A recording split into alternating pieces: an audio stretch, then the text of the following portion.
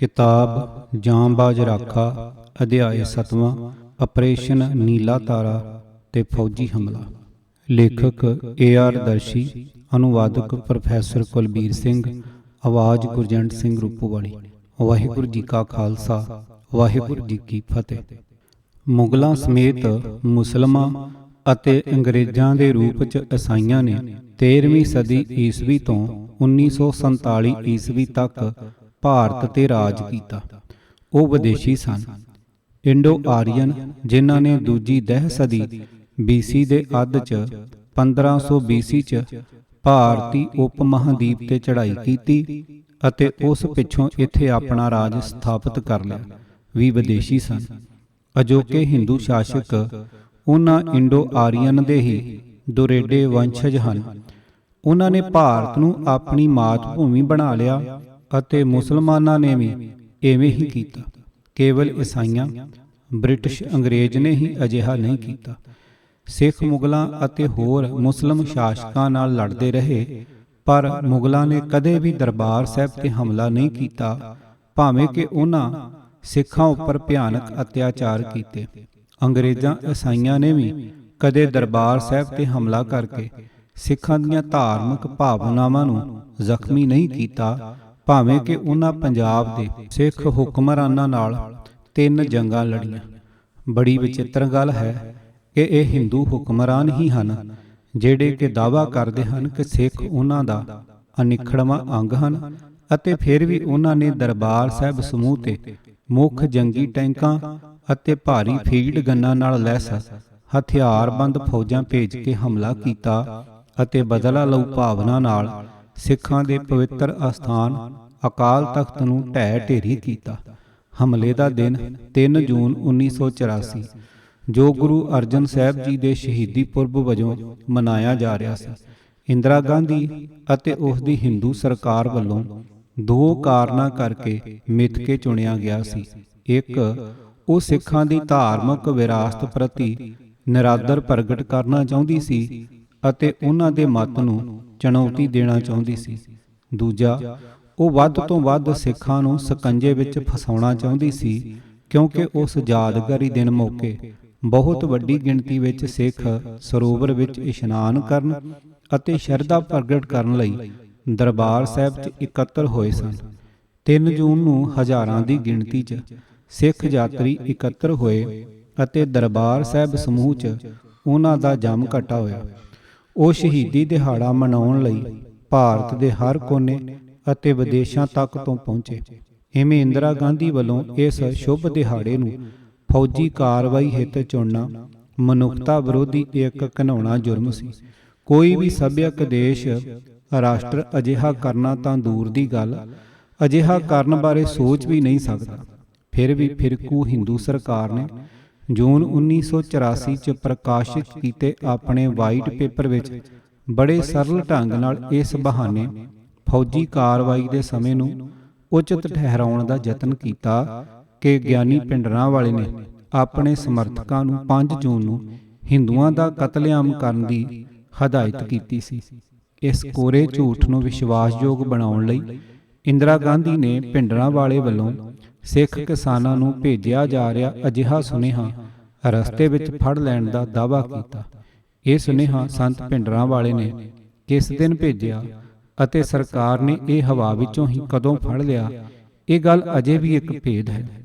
ਜੇ ਦਲੀਲ ਵਜੋਂ ਇਸ ਬੇਤੁਕੇ ਝੂਠ ਨੂੰ ਸੱਚ ਮੰਨ ਵੀ ਲਿਆ ਜਾਵੇ ਤਾਂ ਇੰਦਰਾ ਗਾਂਧੀ ਇਹ ਰਾਖਸ਼ੀ ਹਮਲਾ ਕੁਝ ਦਿਨ ਪਹਿਲਾਂ ਕਰ ਸਕਦੀ ਹੀ, ਹਾਲਾਂਕਿ ਫਿਰ ਵੀ ਅਜਿਹੇ ਹਮਲੇ ਨੂੰ ਕਿਸੇ ਤਰ੍ਹਾਂ ਵੀ ਜਾਇਜ਼ ਨਹੀਂ ਸੀ ਮੰਨਿਆ ਜਾ ਸਕਦਾ। ਇਹ ਝੂਠੀ ਅਫਵਾਹ ਕੇਵਲ ਇੰਦਰਾ ਗਾਂਧੀ ਅਤੇ ਉਸ ਦੀ ਸਰਕਾਰ ਦੇ ਰਾਖਸ਼ੀ ਮਨਸੂਬੇ ਉੱਪਰ ਬਹਾਨਿਆਂ ਦੀ ਪਰਦਾਪੋਸ਼ੀ ਕਰਨ ਲਈ ਫੈਲਾਈ ਗਈ ਸੀ। ਤੱਥਾਂ ਦੀ ਰੌਸ਼ਨੀ 'ਚ ਹਰ ਹੀਲੇ ਪਾਣੀ ਦੀ ਤਰ੍ਹਾਂ ਸਪਸ਼ਟ ਹੈ ਕਿ ਇੰਦਰਾ ਗਾਂਧੀ ਅਤੇ ਉਹਦੀ ਸਰਕਾਰ ਨੇ ਦਰਬਾਰ ਸਾਹਿਬ ਸਮੂਹ ਉੱਪਰ ਵਹਿਸ਼ੀ ਫੌਜੀ ਹਮਲੇ ਲਈ ਗੁਰੂ ਅਰਜਨ ਦੇਵ ਜੀ ਦਾ ਸ਼ਹੀਦੀ ਦਿਹਾੜਾ ਮੰਦ ਭਾਵਨਾ ਨਾਲ ਅਤੇ ਜਾਣ ਬੁੱਝ ਕੇ ਚੁਣਿਆ। ਸਿੱਖਾਂ ਅਤੇ ਉਹਨਾਂ ਦੇ ਧਰਮ ਨੂੰ ਚੈਲੰਜ ਕਰਨ ਲਈ ਅਤੇ ਉਹਨਾਂ ਨੂੰ ਹਿੰਦੂਆਂ ਅੱਗੇ ਆਤਮ ਸਮਰਪਣ ਕਰਨ ਲਈ ਮਜਬੂਰ ਕਰਨ ਵਾਸਤੇ ਸਿੱਖਾਂ ਨੂੰ ਦਬੇਲ ਬਣਾਉਣ ਦੀ ਆਪਣੀ ਘਟੀਆ ਚਾਲ ਵਿੱਚ ਉਹ ਕਾਮਯਾਬ ਹੋਈ ਜਾਂ ਨਹੀਂ, ਇਸ ਗੱਲ ਦਾ ਮੁਲਾਂਕਣ ਹੋਣਾ ਅਜੇ ਬਾਕੀ ਹੈ। 1 ਜੂਨ 1984 ਨੀਮ ਫੌਜੀ ਟੁਕੜੀਆਂ ਨੇ ਪਹਿਲਾਂ ਤੋਂ ਹੀ ਦਰਬਾਰ ਸਾਹਿਬ ਸਮੂਹ ਦੇ ਨਾਲ ਲੱਗਦੀਆਂ ਨਿੱਜੀ ਇਮਾਰਤਾਂ ਵਿੱਚ ਮੋਰਚਾਬੰਦੀ ਕਰ ਰੱਖੀ ਸੀ।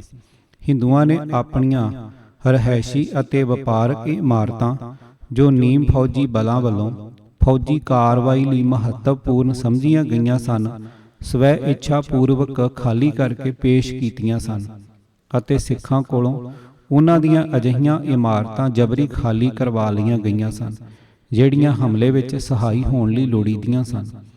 ਆਧੁਨਿਕ ਅਤੇ ਨਫੀਸ ਹਥਿਆਰਾਂ ਨਾਲ ਲੈਸ ਅਰਧ ਸੈਨਿਕ ਬਲਾਂ ਨੇ ਬਿਨਾਂ ਭੜਕਾਹਟ ਅਚਾਨਕ ਹੀ ਗੁਰੂ ਰਾਮਦਾਸ ਲੰਗਰ ਬਿਲਡਿੰਗ ਤੇ ਗੋਲੀਬਾਰੀ ਸ਼ੁਰੂ ਕਰ ਦਿੱਤੀ, ਜਿੱਥੇ ਕਿ ਸੰਤ ਭਿੰਡਰਾਂਵਾਲਾ ਅਤੇ ਉਸ ਦੇ ਸਾਥੀ ਖੁੱਲੀ ਛੱਤ ਤੇ ਮੌਜੂਦ ਸਨ। ਉਹਨਾਂ ਦਾ ਮੰਤਵ ਸੰਤ ਭਿੰਡਰਾਂਵਾਲੇ ਨੂੰ ਕਤਲ ਕਰਨਾ ਸੀ, ਪਰ ਉਸ ਦੇ ਅੰਗ ਰੱਖਿਅਕ ਉਸ ਨੂੰ ਸੁਰੱਖਿਅਤ ਹੇਠਾਂ ਲੈ ਆਏ। CRPF ਨੇ ਬਾਅਦ ਦੁਪਹਿਰ 12:40 ਤੇ ਗੋਲੀਬਾਰੀ ਸ਼ੁਰੂ ਕੀਤੀ ਅਤੇ ਸ਼ਾਮ 7 ਵਜੇ ਤੱਕ ਜਾਰੀ ਰੱਖੀ। ਨਿਧੜਕ ਖਾੜਕੂ ਸਿੰਘਾਂ, ਜਿਨ੍ਹਾਂ ਨੂੰ ਗੁਰੀਲਾ ਜੰਗ ਦੇ ਮਾਹਰ ਜਨਰਲ ਸੁਬੇਗ ਸਿੰਘ ਨੇ ਸਿਖਲਾਈ ਦਿੱਤੀ ਸੀ ਅਤੇ ਮੋਰਚਾਬੰਦੀ ਕਰਾਈ ਸੀ, ਨੇ ਯੁੱਧ ਨੀਤਕ ਕਾਰਨਾਂ ਕਰਕੇ ਜਵਾਬੀ ਗੋਲੀ ਨਾ ਚਲਾਈ, ਭਾਵੇਂ ਕਿ ਦਰਜਨ ਦੇ ਕਰੀਬ ਨਿਰਦੋਸ਼ ਯਾਤਰੀ ਮਾਰੇ ਗਏ ਸਨ ਅਤੇ 30 ਤੋਂ ਵੀ ਜ਼ਿਆਦਾ ਗੋਲੀਆਂ ਦਰਬਾਰ ਸਾਹਿਬ ਦੀ ਇਮਾਰਤ ਵਿੱਚ ਵੱਜੀਆਂ ਸਨ। CRPF ਵੱਲੋਂ ਦਰਬਾਰ ਸਾਹਿਬ ਸਮੂਹ ਤੇ ਹਮਲੇ ਦਾ ਮੁੱਖ ਮੰਤਵ ਸਮੂਹ ਅੰਦਰਲੇ ਰਾਖਿਆਂ ਦੇ ਟਿਕਾਣਿਆਂ ਦਾ ਪਤਾ ਲਗਾਉਣਾ ਅਤੇ ਉਹਨਾਂ ਨੂੰ ਜਵਾਬੀ ਗੋਲੀਬਾਰੀ 'ਚ ਉਲਝਾ ਕੇ ਉਹਨਾਂ ਦਾ ਗੋਲੀ ਸਿੱਕਾ ਖਚਿਤ ਕਰਾਉਣਾ ਸੀ। ਅਰਧ ਸੈਨਿਕ ਬਲ ਆਪਣੇ ਦੋਹਾਂ ਮੰਤਵਾਂ ਵਿੱਚ ਅਸਫਲ ਰਹੇ, ਕਿਉਂਕਿ ਰਾਖੇ ਸਿੰਘਾਂ ਦੀਆਂ ਬੰਦੂਕਾਂ ਸ਼ਾਂਤ ਰਹੀਆਂ। ਜਦੋਂ CRPF ਨੇ ਗੋਲੀ ਚਲਾਉਣੀ ਸ਼ੁਰੂ ਕੀਤੀ ਤਾਂ ਫੌਜੀ ਅਫਸਰ ਉਹਨਾਂ ਦੇ ਨਾਲ ਹਾਜ਼ਰ ਸਨ, ਤਾਂ ਕਿ ਉਹ ਦਰਬਾਰ ਸਾਹਿਬ ਸਮੂਹ ਦੇ ਰਾਖਿਆਂ ਦੇ ਟਿਕਾਣਿਆਂ ਦਾ ਥਹੁ ਲਾ ਸਕਣ, ਪਰ ਉਹਨਾਂ ਨੂੰ ਦਰਬਾਰ ਸਾਹਿਬ ਅਤੇ ਗੁਰੂ ਰਾਮਦਾਸ ਲੰਗਰ ਦੀ ਇਮਾਰਤ, ਜਿੱਥੇ ਭਿੰਡਰਾਂਵਾਲਾ ਰੋਜ਼ਾਨਾ ਆਪਣੀ ਇਕੱਤਰਤਾ ਕਰਦਾ ਸੀ, ਨੂੰ ਨੁਕਸਾਨ ਪਹੁੰਚਾਉਣ ਤੋਂ ਸਿਵਾ ਹੋਰ ਬਹੁਤੀ ਪ੍ਰਾਪਤੀ ਨਾ ਹੋਈ। 2 ਜੂਨ 1984 ਭਾਰਤੀ ਫੌਜ ਪਹਿਲਾਂ ਹੀ ਜੰਮੂ ਕਸ਼ਮੀਰ ਤੋਂ ਲੈ ਕੇ ਗੰਗਾ ਨਗਰ ਤੱਕ ਦੀ ਅੰਤਰਰਾਸ਼ਟਰੀ ਸਰਹੱਦ ਨੂੰ ਤਕਰੀਬਨ ਪੂਰੀ ਤਰ੍ਹਾਂ ਸੀਲ ਕਰ ਚੁੱਕੀ ਸੀ। ਇਸ ਦੇ ਨਾਲ ਹੀ ਘੱਟ ਤੋਂ ਘੱਟ ਫੌਜ ਦੀਆਂ 7 ਡਿਵੀਜ਼ਨਾਂ ਪੰਜਾਬ ਦੇ ਪਿੰਡਾਂ ਵਿੱਚ ਦੂਰ ਦੂਰ ਤੱਕ ਤਾਇਨਾਤ ਕਰ ਦਿੱਤੀਆਂ ਗਈਆਂ ਅਤੇ ਫੌਜੀ ਟੋਲਿਆਂ ਨੇ ਪਹਿਲਾਂ ਤੋਂ ਮਿਥੀਆਂ ਗਈਆਂ ਪੋਜੀਸ਼ਨਾਂ ਸੰਭਾਲ ਲਈਆਂ। ਟੈਂਕ, ਤੋਪਖਾਨਾ ਅਤੇ ਬਖਤਰਬੰਦ ਗੱਡੀਆਂ ਵੀ ਵਰਤੋਂ ਵਿੱਚ ਲਿਆਂਦੀਆਂ ਗਈਆਂ। ਰਾਤ ਪੈਣ ਉਪਰੰਤ ਮੀਡੀਆ ਅਤੇ ਪ੍ਰੈਸ ਤੇ ਪਾਬੰਦੀ ਲਾ ਦਿੱਤੀ ਗਈ। ਪੰਜਾਬ 'ਚ ਰੇਲ, ਸੜਕ ਆਵਾਜਾਈ ਅਤੇ ਹਵਾਈ ਸੇਵਾਵਾਂ ਰੋਕ ਦਿੱਤੀਆਂ ਗਈਆਂ। ਸੂਬੇ ਵਿਚਲੇ ਸੰਚਾਰ ਦੇ ਸਾਰੇ ਵਸੀਲੇ ਅਚਾਨਕ ਠੱਪ ਕਰ ਦਿੱਤੇ ਗਏ। ਵਿਦੇਸ਼ੀਆਂ ਦੇ ਪੰਜਾਬ ਵਿੱਚ ਦਾਖਲ ਹੋਣ ਤੇ ਪਾਬੰਦੀ ਲਾ ਦਿੱਤੀ ਗਈ। ਮੁੱਕਦੀ ਗੱਲ ਕਿ ਪੰਜਾਬ ਨੂੰ ਦੇਸ਼ ਦੇ ਬਾਕੀ ਹਿੱਸਿਆਂ ਅਤੇ ਸੰਸਾਰ ਨਾਲੋਂ ਪੂਰੀ ਤਰ੍ਹਾਂ ਕੱਟ ਦਿੱਤਾ ਗਿਆ। ਸਮੁੱਚੇ ਸੂਬੇ ਨੂੰ ਮੁਕੰਮਲ ਤੌਰ ਤੇ ਹਥਿਆਰਬੰਦ ਫੌਜਾਂ ਨੇ ਘੇਰ ਲਿਆ। ਫੌਜੀ ਸ਼ਾਸਨ ਲਾਗੂ ਕਰਕੇ ਜਨਰਲ ਗੌਰੀ ਸ਼ੰਕਰ ਨੂੰ ਪੰਜਾਬ ਦੇ ਗਵਰਨਰ ਦਾ ਸੁਰੱਖਿਆ ਸਲਾਹਕਾਰ ਨਿਯੁਕਤ ਕੀਤਾ ਗਿਆ। ਸਿਵਲ ਪ੍ਰਸ਼ਾਸਨ ਅਤੇ ਅਰਧ ਸੈਨਿਕ ਬਲਾਂ ਦਾ ਕੰਟਰੋਲ ਵੀ ਫੌਜ ਦੇ ਹਵਾਲੇ ਕਰ ਦਿੱਤਾ ਗਿਆ। ਅਸਲ 'ਚ ਪੰਜਾਬ ਵਿੱਚ ਮਾਰਸ਼ਲ ਲਾਅ ਹੀ ਲਾਗੂ ਕਰ ਦਿੱਤਾ ਗਿਆ ਸੀ।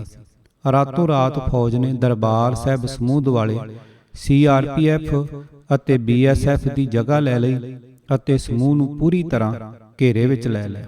ਪਾਣੀ ਅਤੇ ਬਿਜਲੀ ਦੀ ਸਪਲਾਈ ਪੂਰੀ ਤਰ੍ਹਾਂ ਕੱਟ ਕੇ ਅੰਦਰਲੇ ਬਾਸ਼ਿੰਦਿਆਂ ਦੀਆਂ ਆਫਤਾਂ ਵਿੱਚ ਹੋਰ ਵਾਧਾ ਕੀਤਾ ਗਿਆ। ਸ਼ਾਇਦ ਇਹ ਸਦੀ ਦਾ ਸਭ ਤੋਂ ਗਰਮ ਜੂਨ ਮਹੀਨਾ ਸੀ। ਜੂਨ 1984 ਸਿਵਿਆਂ ਵਰਗੀ ਸ਼ਾਂਤੀ ਨਾਲ ਪੰਜਾਬ ਵਿੱਚ ਦਿਨ ਚੜ੍ਹਿਆ, ਕਿਉਂ ਜੋ ਫੌਜ, CRPF, BSF ਅਤੇ ਪੁਲਿਸ ਤੋਂ ਇਲਾਵਾ ਕੋਈ ਵੀ ਮਨੁੱਖ ਗਲੀਆਂ, ਸੜਕਾਂ ਅਤੇ ਪਿੰਡਾਂ ਦੀਆਂ ਗਲੀਆਂ ਵਿੱਚ ਦਿਖਾਈ ਨਹੀਂ ਸੀ ਦਿੰਦਾ, ਕਿਉਂਕਿ ਫੌਜਾਂ ਹਰ ਜਗ੍ਹਾ ਮੁਕੰਮਲ ਮਾਰਸ਼ਲ ਲਾਅ ਨੂੰ ਯਕੀਨੀ ਤੌਰ ਤੇ ਲਾਗੂ ਕਰਨ ਲਈ ਗਸ਼ਤ ਕਰ ਰਹੀਆਂ ਸਨ। ਲੈਫਟੀਨੈਂਟ ਜਨਰਲ ਕ੍ਰਿਸ਼ਨਾ ਸਵਾਮੀ ਸੁੰਦਰ ਜੀ ਨੂੰ ਆਪਰੇਸ਼ਨ ਨੀਲਾ ਤਾਰਾ ਦਾ ਸਮੁੱਚਾ ਚਾਰਜ ਸੌਂਪਿਆ ਗਿਆ। ਲੈਫਟੀਨੈਂਟ ਜਨਰਲ ਰਣਜੀਤ ਸਿੰਘ ਦਿਆਲ ਨੂੰ ਉਸ ਦਾ ਸਹਾਇਕ ਲਗਾਇਆ ਗਿਆ। ਉਹਨਾਂ ਫੌਜੀ ਕਾਰਵਾਈ ਨੇਪਰੇ ਚਾੜ੍ਹਨ ਲਈ ਠੋਸ ਵਿਉਂਤ ਉਲੀਕੀ। ਉਹਨਾਂ ਸ਼ਾਨਦਾਰ ਦਰਬਾਰ ਸਾਹਿਬ ਸਮੂਹ ਤੇ ਫੌਜੀ ਹਮਲੇ ਨੂੰ ਅਮਲ 'ਚ ਲਿਆਉਣ ਅਤੇ ਹਮਲੇ ਦਾ ਨਿਰੀਖਣ ਕਰਨ ਲਈ ਦਰਬਾਰ ਸਾਹਿਬ ਸਮੂਹ ਦੇ ਨੇੜੇ ਸਥਿਤ ਕੋਤਵਾਲੀ ਨੂੰ ਕਮਾਂਡ ਹੈੱਡਕੁਆਰਟਰ ਬਣਾਇਆ। ਇਵੇਂ ਹੀ ਦਿੱਲੀ ਵਿੱਚ ਵੀ ਰਾਜੀਵ ਗਾਂਧੀ ਦੀ ਸਮੁੱਚੀ ਕਮਾਂਡ ਹੇਠ ਲੜਾਈ ਦੀ ਲਗਾਤਾਰ ਜਾਣਕਾਰੀ ਰੱਖਣ ਲਈ ਇੱਕ ਕੰਟਰੋਲ ਰੂਮ ਸਥਾਪਿਤ ਕੀਤਾ ਗਿਆ। ਰਾਜੀਵ ਦਾ ਬੇਹੱਦ ਵਿਸ਼ਵਾਸ ਪਾਤਰ ਅਰੁਣ ਸਿੰਘ ਅਤੇ ਉਪ ਰੱਖਿਆ ਮੰਤਰੀ KP ਸਿੰਘ ਦਿਓ ਉਸ ਦੀ ਸਹਾਇਤਾ ਕਰ ਰਹੇ ਸਨ।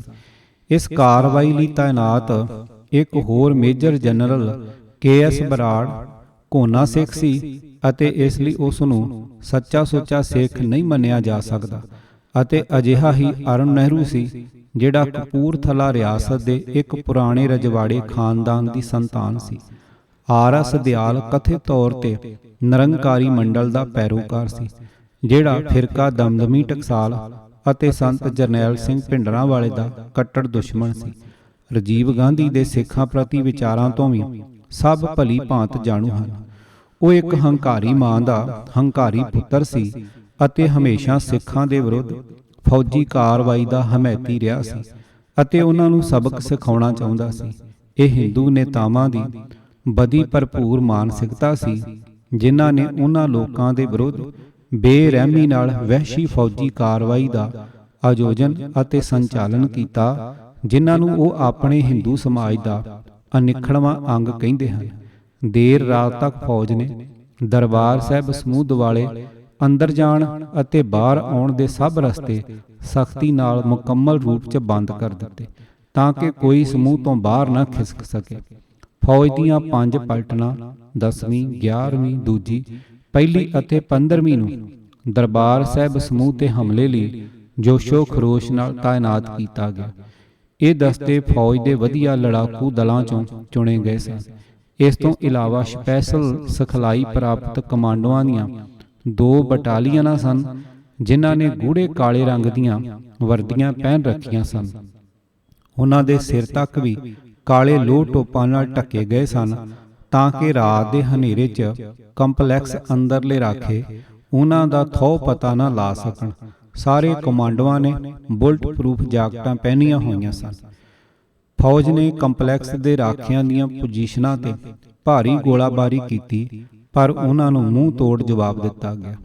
ਗੋਲੀਆਂ ਦਾ ਆਦਾਨ ਪ੍ਰਦਾਨ 3-4 ਜੂਨ ਦੀ ਦਰਮਿਆਨੀ ਰਾਤ ਨਿਰੰਤਰ ਜਾਰੀ ਰਿਹਾ ਅਤੇ ਸਵੇਰ ਸਮੇਂ ਬੰਦ ਹੋ ਗਿਆ, ਪਰ ਫੌਜ ਨੂੰ ਮੂੰਹ ਦੀ ਖਾਣੀ ਪਈ। ਜਦੋਂ ਸੰਤ ਭਿੰਡਰਾਂਵਾਲੇ ਅਤੇ ਉਹਦੇ ਸਮਰਥਕ ਸਿੰਘ ਦਰਬਾਰ ਸਾਹਿਬ ਸਮੇਤ ਅਕਾਲ ਤਖਤ ਦੀ ਅਸਾਧਾਰਨ ਬਹਾਦਰੀ ਅਤੇ ਸੂਰਮਤਾਈ ਨਾਲ ਰਾਖੀ ਕਰ ਰਹੇ ਸਨ, ਉਦੋਂ ਹਰਚੰਦ ਸਿੰਘ ਲੌਂਗੋਵਾਲ ਉਸਦੇ ਜੁੰਡੀਦਾਰ SGPC ਦੇ ਦਫ਼ਤਰ ਵਿੱਚ ਲੁਕੇ ਬੈਠੇ ਸਨ। ਉਹਨਾਂ ਦੁਆਲੇ ਉਹਨਾਂ ਦੇ ਕੁਝ ਸਮਰਥਕ ਜਿਵੇਂ ਕਿ ਬਲਵੰਤ ਸਿੰਘ ਰਾਮੂਵਾਲੀਆ, ਭਾਨ ਸਿੰਘ, ਅਬਨਾਸ਼ੀ ਸਿੰਘ SGPC ਦਾ ਸਹਾਇਕ ਸਕੱਤਰ ਵੀ ਜੁੜੇ ਬੈਠੇ ਸਨ। ਅਕਾਲੀ ਦਲ ਲੌਂਗੋਵਾਲ ਦਾ ਸਕੱਤਰ ਗੁਰਚਰਨ ਸਿੰਘ ਅਤੇ SGPC ਸਕੱਤਰ ਬੱਗਾ ਸਿੰਘ ਵੀ ਉੱਥੇ ਮੌਜੂਦ ਸਨ। ਅਖੰਡ ਕੀਰਤਨੀ ਜਥੇ ਦੀ ਮੁਖੀ ਅਤੇ ਬੱਬਰ ਖਾਲਸਾ ਜਥੇਬੰਦੀ ਦੀ ਸਰਪ੍ਰਸਤ ਬੀਬੀ ਅਮਰਜੀਤ ਕੌਰ, ਜਿਸ ਨੇ ਸੰਤ ਭਿੰਡਰਾਂਵਾਲੇ ਨੂੰ ਡਰਪੋਕ ਕਿਹਾ ਸੀ, ਵੀ ਉਸੇ ਕਮਰੇ 'ਚ ਲੁਕੀ ਬੈਠੀ ਸੀ ਜਿੱਥੇ ਦੂਸਰੇ ਕਾਗਜੀ ਸ਼ੇਰ ਇਕੱਠੇ ਲੁਕੇ ਹੋਏ ਸਨ। ਇਹ ਅਖੌਤੀ ਬਹਾਦਰ ਨੇਤਾ ਉਹਨਾਂ ਵਿੱਚੋਂ ਸਨ ਜਿਨ੍ਹਾਂ ਨੇ ਗੁਰੂ ਗ੍ਰੰਥ ਸਾਹਿਬ ਦੀ ਹਜ਼ੂਰੀ 'ਚ ਮੰਜੀ ਸਾਹਿਬ ਦਰਬਾਰ ਸਾਹਿਬ ਵਿਖੇ ਕਸਮ ਖਾਧੀ ਸੀ ਕਿ ਉਹ ਪਵਿੱਤਰ ਗੁਰਧਾਮ ਦੀ ਰਾਖੀ ਲਈ ਜਾਨਾਂ ਦਾਅ ਤੇ ਲਾ ਦੇਣਗੇ। ਉਹਨਾਂ ਪ੍ਰਤੱਗਿਆ ਕੀਤੀ ਸੀ ਕਿ ਜੇ ਕਦੇ ਭਾਰਤੀ ਫੌਜ ਦਰਬਾਰ ਸਾਹਿਬ ਕੰਪਲੈਕਸ 'ਚ ਦਾਖਲ ਹੋਈ ਤਾਂ ਉਸ ਨੂੰ ਉਹਨਾਂ ਦੀਆਂ ਲਾਸ਼ਾਂ ਉੱਪਰੋਂ ਗੁਜ਼ਰਨਾ ਪਵੇਗਾ ਅਤੇ ਜਦੋਂ ਪਵਿੱਤਰ ਗੁਰਧਾਮਾਂ ਦੀ ਰਾਖੀ ਲਈ ਜੂਝ ਮਰਨ ਦਾ ਮੌਕਾ ਆਇਆ ਤਾਂ ਉਹ ਚੂਹਿਆਂ ਵਾਂਗ ਲੁਕ ਗਏ ਅਤੇ ਬੜੀ ਬੇਸਬਰੀ ਨਾਲ ਉੱਥੋਂ ਸੁਰੱਖਿਅਤ ਕੱਢ ਲਏ ਗਏ ਜਾਣ ਲਈ ਫੌਜ ਦੀ ਉਡੀਕ ਕਰਦੇ ਰਹੇ। ਕਿ ਇਹਨਾਂ ਨੂੰ ਗੁਰੂ ਗੋਬਿੰਦ ਸਿੰਘ ਦੇ ਸਿੱਖ ਸਿੰਘ ਕਿਹਾ ਜਾ ਸਕਦਾ ਹੈ? ਖਾਲਸਾ ਪੰਥ ਦੇ ਇਹਨਾਂ ਬੇਸ਼ਰਮ ਗਦਾਰਾਂ ਨੂੰ ਕੋਈ ਕਾਬਲੇ ਮਿਸਾਲ ਸਜ਼ਾ ਦਿੱਤੀ ਜਾਣੀ ਚਾਹੀਦੀ ਹੈ, ਕਿਉਂਕਿ ਇਹਨਾਂ ਕੇਵਲ ਪੰਥ ਨਾਲ ਵਿਸ਼ਵਾਸਘਾਤ ਹੀ ਨਹੀਂ ਕੀਤਾ, ਸਗੋਂ ਸਿੱਖ ਧਰਮ ਵਿੱਚ ਬੇਹੱਦ ਪਵਿੱਤਰ ਮੰਨੀ ਜਾਂਦੀ ਅਰਦਾਸ ਵੀ ਭੰਗ ਕੀਤੀ ਹੈ। 4 ਜੂਨ 1984। ਜਿਵੇਂ ਕਿ ਪਹਿਲਾਂ ਵਰਣਨ ਕੀਤਾ ਗਿਆ ਹੈ, ਭਾਰਤੀ ਫੌਜ 3 ਜੂਨ ਨੂੰ ਦਰਬਾਰ ਸਾਹਿਬ ਕੰਪਲੈਕਸ ਨੂੰ ਪੂਰੀ ਤਰ੍ਹਾਂ ਘੇਰ ਚੁੱਕੀ ਸੀ। ਵੱਡੀਆਂ ਅਤੇ ਭਾਰੀ 105 mm ਗੰਨਾਂ ਬੀਡੀ, ਫੌਜ ਦੇ ਮੁੱਖ ਜੰਗੀ ਟੈਂਕ ਵਿਜੰਤਾ, ਭਾਰੀ ਜੰਗੀ ਤੋਪਖਾਨਾ ਅਤੇ ਬਖਤਰਬੰਦ ਗੱਡੀਆਂ ਕੰਪਲੈਕਸ ਦੇ ਦੁਆਲੇ ਇਉਂ ਬੀੜੇ ਗਏ ਸਨ ਜਿਵੇਂ ਫੌਜ ਨੇ ਕਿਸੇ ਦੁਸ਼ਮਣ ਦੇਸ਼ ਨਾਲ ਜੰਗ ਲੜਨੀ ਹੋਵੇ। ਦਰਬਾਰ ਸਾਹਿਬ ਅਤੇ ਅਕਾਲ ਤਖਤ ਦੇ ਰਖਵਾਲੇ ਸਿੰਘ ਵੱਧ ਤੋਂ ਵੱਧ LMG ਰਾਈਫਲਾਂ ਅਤੇ ਕਾਰਬਾਈਨਾਂ ਜਿਹੇ ਸਧਾਰਨ ਹਥਿਆਰਾਂ ਨਾਲ ਲੈਸ ਸਨ। ਫਿਰ ਵੀ ਉਹਨਾਂ ਦਾ ਮਨੋਬਲ ਬਹੁਤ ਉੱਚਾ ਸੀ ਅਤੇ ਉਹ ਆਪਣੇ ਮਿਸ਼ਨ ਖਾਤਰ ਮਰ ਮਿਟਣ ਲਈ ਪ੍ਰੇਰਿਤ ਅਤੇ ਵਚਨਬੱਧ ਸਨ। 4 ਜੂਨ ਦੀ ਸਵੇਰ ਭਾਰਤੀ ਫੌਜ ਨੇ ਗੁਰੂ ਰਾਮਦਾਸ ਲੰਗਰ ਹਾਲ ਦੇ ਨਜ਼ਦੀਕ ਸਥਿਤ 8ਵੀਂ ਸਦੀ ਦੇ ਇੱਟਾਂ ਨਾਲ ਬਣੇ ਬੁਰਜ, ਇਤਿਹਾਸਕ ਰਾਮਗੜੀਆ ਬੁੰਗਿਆਂ ਅਤੇ ਗੁਰੂ ਰਾਮਦਾਸ ਸਰਾਂ ਦੇ ਪਿੱਛੇ ਸਥਿਤ ਪਾਣੀ ਦੀ ਟੈਂਕੀ ਉੱਪਰ ਬੰਬਾਰੀ ਕੀਤੀ। ਕੰਪਲੈਕਸ ਦੇ ਨਾਲ ਲੱਗਦੇ ਘਰਾਂ ਅਤੇ ਦੁਆਲੇ ਸਥਿਤ ਇਮਾਰਤਾਂ ਉੱਪਰ ਵੀ ਭਾਰੀ ਬੰਬਾਰੀ ਕੀਤੀ ਗਈ। ਭਾਰੀ ਤੋਪਖਾਨਾ, ਜੋ ਕੇਵਲ ਖੁੱਲੀ ਮੈਦਾਨੀ ਲੜਾਈ ਵਿੱਚ ਹੀ ਵਰਤਿਆ ਜਾਂਦਾ ਹੈ, ਵੀ ਦਰਬਾਰ ਸਾਹਿਬ ਸਮੂਹ ਦੇ ਰਖਵਾਲਿਆਂ ਵਿਰੁੱਧ ਤਾਇਨਾਤ ਕੀਤਾ ਗਿਆ ਅਤੇ 25 ਦੇ ਕਰੀਬ ਮਾਰੂ ਪਾਊਡਰ ਗੋਲੇ ਉਹਨਾਂ ਤੇ ਦਾਗੇ ਗਏ। ਨਤੀਜੇ ਵਜੋਂ ਕੰਪਲੈਕਸ ਦੇ ਦੁਆਲੇ ਦੀਆਂ ਇਮਾਰਤਾਂ ਢਹਿ ਢੇਰੀ ਹੋ ਕੇ ਮਲਬਾ ਬਣ ਗਈਆਂ। ਬੁੰਗੇ ਅਤੇ ਪਾਣੀ ਦੀ ਟੈਂਕੀ ਨੂੰ ਉਹਨਾਂ ਉੱਪਰ ਮੌਜੂਦ ਸਿੰਘਾਂ ਸਮੇਤ ਉਡਾ ਦਿੱਤਾ ਗਿਆ ਅਤੇ ਉਹਨਾਂ ਦੇ ਸਰੀਰ ਟੁਕੜੇ ਟੁਕੜੇ ਹੋ ਕੇ ਖਿਲਰ ਗਏ। ਭਾਰਤੀ ਫੌਜ ਦੀ ਬੰਬਾਰੀ ਇੰਨੀ ਪ੍ਰਚੰਡ, ਇੰਨੀ ਕਰੂਰ ਅਤੇ ਇੰਨੀ ਵਹਿਸ਼ੀਆਨਾ ਸੀ ਕਿ ਇਹਨਾਂ ਇਮਾਰਤਾਂ ਵਿਚਲਾ ਕੋਈ ਇੱਕ ਵੀ ਰਾਖਾ ਅਤੇ ਕੋਈ ਹੋਰ ਨਿਰਦੋਸ਼ ਸਿੱਖ ਜਿੰਦਾ ਨਾ ਬਚਿਆ। ਘਿਰੇ ਹੋਏ ਸਿੱਖ ਯਾਤਰੂਆਂ ਦੀ ਮੌਤ ਦੀ ਗਿਣਤੀ ਵੀ ਬਹੁਤ ਜ਼ਿਆਦਾ ਸੀ। ਮੈਂ ਇਹ ਇਮਾਰਤਾਂ ਭਿਅੰਕਰ ਬੰਬਾਰੀ ਤੋਂ ਕਰੀਬ 2 ਹਫ਼ਤੇ ਪਿੱਛੋਂ ਦੇਖੀਆਂ, ਜੋ ਕਿ ਮਿੱਟੀ 'ਚ ਮਿਲ ਚੁੱਕੀਆਂ ਸਨ। ਭਾਰਤੀ ਫੌਜ ਵੱਲੋਂ ਆਪਣੇ ਹੀ ਲੋਕਾਂ ਉੱਪਰ ਕੀਤੇ ਗਏ ਜ਼ੁਲਮ ਅਤੇ ਵਹਿਸ਼ੀਪੁਣੇ ਦੀ ਹੱਦ ਦੇਖ ਕੇ ਮੈਨੂੰ ਬੇਹੱਦ ਸਦਮਾ ਪਹੁੰਚਿਆ। ਸ਼ਾਇਦ ਫੌਜ ਨੇ ਨਿਰਦੋਸ਼ ਸਿੱਖਾਂ ਨਾਲ ਦੁਸ਼ਮਣਾਂ ਵਾਲਾ ਸਲੂਕ ਕੀਤਾ ਸੀ ਅਤੇ ਇਸ ਕਾਰਨ ਇਹ ਸ਼ੰਕਾ ਵੀ ਉੱਠਦਾ ਹੈ ਕਿ ਕੀ ਇਸ ਫੌਜ ਦਾ ਸੰਚਾਲਨ ਕਰਨ ਵਾਲੀ ਭਾਰਤ ਸਰਕਾਰ ਨੇ ਇਹਨਾਂ ਨਾਲ ਆਪਣੇ ਸ਼ਹਿਰੀਆਂ ਵਰਗਾ ਵਰਤਾਓ ਕੀਤਾ ਹੋਵੇਗਾ। ਰਣਜੀਤ ਸਿੰਘ ਦਿਆਲ ਦੀ ਅਗਵਾਈ ਹੇਠ ਫੌਜ ਨੇ ਗੁਰੂ ਨਾਨਕ ਨਿਵਾਸ, ਤੇਜਾ ਸਿੰਘ ਸਮੁੰਦਰੀ ਹਾਲ, ਅਕਾਲ ਰੈਸਟ ਹਾਊਸ ਅਤੇ ਇਹਨਾਂ ਨਾਲ ਲੱਗਦੀਆਂ ਹੋਰ ਇਮਾਰਤਾਂ ਨੂੰ ਅੱਡ ਕਰਨ ਵਾਲੀ ਸੜਕ ਤੇ ਇਸ ਤਰਤੀਬ ਨਾਲ ਵਿਜੰਤਾ ਟੈਂਕ ਅਤੇ ਬਖਤਰਬੰਦ ਗੱਡੀਆਂ ਤਾਇਨਾਤ ਕੀਤੀਆਂ ਕਿ ਦਰਬਾਰ ਸਾਹਿਬ ਅਤੇ ਪਰਿਕਰਮਾ ਵਾਲਾ ਖੇਤਰ ਇਹਨਾਂ ਨਾਲੋਂ ਪੂਰੀ ਤਰ੍ਹਾਂ ਕੱਟਿਆ ਗਿਆ। ਅਸਲ ਵਿੱਚ ਟੈਂਕਾਂ ਅਤੇ ਬਖਤਰਬੰਦ ਗੱਡੀਆਂ ਨੇ ਇਹਨਾਂ ਦੋਹਾਂ ਕੰਪਲੈਕਸਾਂ ਦਰਮਿਆਨ ਇੱਕ ਤਰ੍ਹਾਂ ਲੋਹੇ ਦੀ ਦੀਵਾਰ ਖੜੀ ਕਰ ਦਿੱਤੀ ਤਾਂ ਕਿ ਫੌਜ ਆਪਣਾ ਰਾਖਸ਼ੀ ਹਮਲਾ ਦੋਹਾਂ ਕੰਪਲੈਕਸਾਂ ਉੱਪਰ ਪੂਰੇ ਜ਼ੋਰ ਨਾਲ ਕੇਂਦਰਿਤ ਕਰ ਸਕੇ। ਜਦੋਂ ਦਰਬਾਰ ਸਾਹਿਬ ਦੀ ਮੁਕੰਮਲ ਘੇਰਾਬੰਦੀ ਦੀ ਖਬਰ ਪਿੰਡਾਂ ਵਿੱਚ ਪੁੱਜੀ ਤਾਂ ਹਜ਼ਾਰਾਂ ਦੀ ਤਾਦਾਦ ਵਿੱਚ ਸਿੱਖ ਆਪਣੇ ਰਵਾਇਤੀ ਸ਼ਸਤਰਾਂ ਜਿਵੇਂ ਕਿ ਕਿਰਪਾਨਾਂ, ਨੇਜ਼ਿਆਂ ਅਤੇ 12 ਬੋਰ ਬੰਦੂਕਾਂ ਨਾਲ ਲੈਸ ਹੋ ਕੇ ਅੰਮ੍ਰਿਤਸਰ ਨੇੜਲੇ ਪਿੰਡਾਂ ਵਿੱਚ ਇਸ ਦ੍ਰਿੜ ਇਰਾਦੇ ਨਾਲ ਇਕੱਤਰ ਹੋ ਗਏ ਕਿ ਉਹ ਦਰਬਾਰ ਸਾਹਿਬ ਵੱਲ ਕੂਚ ਕਰਕੇ ਆਪਣੇ ਪਵਿੱਤਰ ਗੁਰਧਾਮਾਂ ਨੂੰ ਭਾਰਤੀ ਫੌਜ ਦੇ ਸ਼ੈਤਾਨੀ ਪੰਜਿਆਂ ਤੋਂ ਮੁਕਤ ਕਰਾਉਣਗੇ। ਅੰਮ੍ਰਿਤਸਰ ਤੋਂ ਕਰੀਬ 25 ਕਿਲੋਮੀਟਰ ਦੂਰ ਗੋਲੇਵਾਲ ਪਿੰਡ ਵਿੱਚ ਲਗਭਗ 50,000 ਸਿੱਖ ਇਕੱਠੇ ਹੋ ਗਏ ਅਤੇ 30,000 ਸਿੱਖ ਗੁਰਦਾਸਪੁਰ ਵਿਚਲੇ ਬਟਾਲੇ ਵਾਲੇ ਪਾਸਿਓਂ ਆ ਜੁੜੇ। ਇਸ ਤੋਂ ਇਲਾਵਾ 20,000 ਸਿੱਖ ਚੌਂਕ ਮਹਿਤਾ ਨੇੜੇ ਇਕੱਤਰ ਹੋ ਗਏ, ਜੋ ਕਿ ਸੰਤ ਭਿੰਡਰਾਂ ਵਾਲੇ ਦਾ ਹੈੱਡਕੁਆਰਟਰ ਸੀ। 20 ਤੋਂ 30,000 ਸਿੱਖਾਂ ਦੇ ਹੋਰ ਜਥੇ ਹਰੀਕੇ ਪੱਤਣ, ਸਤਲੁਜ ਤੇ ਬਿਆਸ ਦਰਿਆ ਦੇ ਸੰਗਮ ਤੇ ਬਣਿਆ ਪੁਲ ਵਾਲੇ ਪਾਸਿਓਂ ਕੂਚ ਕਰਦੇ ਆ ਰਹੇ ਸਨ। ਫੌਜ ਦੇ ਹੈਲੀਕਾਪਟਰਾਂ ਨੇ ਦਰਬਾਰ ਸਾਹਿਬ ਨੂੰ ਭਾਰਤੀ ਫੌਜ ਦੇ ਘੇਰੇ ਤੋਂ ਆਜ਼ਾਦ ਕਰਾਉਣ ਲਈ ਅੰਮ੍ਰਿਤਸਰ ਵੱਲ ਵਧਦੇ ਸਿੱਖਾਂ ਦੇ ਕਾਫਲਿਆਂ ਦੀਆਂ ਗਤੀਵਿਧੀਆਂ ਦਾ ਪਤਾ ਲਾ ਲਿਆ। ਇਨ੍ਹਾਂ ਹੈਲੀਕਾਪਟਰਾਂ ਵਿੱਚ ਸਵਾਰ ਫੌਜੀ ਅਫਸਰਾਂ ਨੇ ਲੈਫਟੀਨੈਂਟ ਜਨਰਲ ਕੇ ਸੁੰਦਰ ਜੀ ਦੇ ਆਰਜੀ ਹੈੱਡਕੁਆਰਟਰ ਨੂੰ ਵਾਇਰਲੈਸ ਸੰਦੇਸ਼ ਭੇਜੇ। ਉਸ ਨੇ ਤੁਰੰਤ ਜੰਗੀ ਟੈਂਕ, ਬਖਤਰਬੰਦ ਗੱਡੀਆਂ ਅਤੇ ਤੋਪਖਾਨਾ ਉਹਨਾਂ ਸਾਰੇ ਸਥਾਨਾਂ ਵੱਲ ਰਵਾਨਾ ਕੀਤਾ ਜਿੱਥੇ ਸਿੱਖ ਇਕੱਤਰ ਹੋਏ ਸਨ ਅਤੇ ਜਿੱਥੋਂ ਅੰਮ੍ਰਿਤਸਰ ਵੱਲ ਵਹੀਰਾਂ ਘੱਤ ਰਹੇ ਸਨ।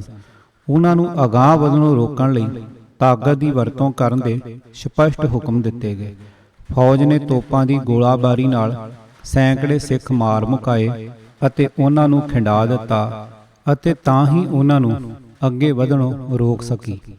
ਦਿਲਚਸਪ ਗੱਲ ਹੈ ਕਿ ਜਦੋਂ ਸੰਤ ਜਰਨੈਲ ਸਿੰਘ ਭਿੰਡਰਾਂਵਾਲਾ ਅਤੇ ਉਹਦੇ ਸਾਥੀ ਬਹਾਦਰੀ ਅਤੇ ਸਾਹਸ ਨਾਲ ਦਰਬਾਰ ਸਾਹਿਬ ਅਤੇ ਅਕਾਲ ਤਖਤ ਸਾਹਿਬ ਦੀ ਰਾਖੀ ਕਰ ਰਹੇ ਸਨ ਅਤੇ ਲੱਖਾਂ ਸਿੱਖ ਪਵਿੱਤਰ ਗੁਰਧਾਮਾਂ ਨੂੰ ਮੁਕਤ ਕਰਾਉਣ ਲਈ ਅੰਮ੍ਰਿਤਸਰ ਵੱਲ ਕੂਚ ਕਰ ਰਹੇ ਸਨ, ਉਦੋਂ ਗੁਰਚਰਨ ਸਿੰਘ ਟੌਹੜਾ ਆਪਣੇ ਦਫ਼ਤਰ 'ਚੋਂ ਪ੍ਰਗਟ ਹੋਏ ਅਤੇ ਗੁਰੂ ਨਾਨਕ ਅਤੇ ਗੁਰੂ ਗੋਬਿੰਦ ਸਿੰਘ ਦੇ ਮੱਤ ਦੇ ਜਾਂਬਾਜ਼ ਰਾਖੇ ਸੰਤ ਭਿੰਡਰਾਂਵਾਲੇ ਨੂੰ ਮਿਲਣ ਲਈ ਅਕਾਲ ਤਖਤ ਵਿਖੇ ਪਧਾਰੇ।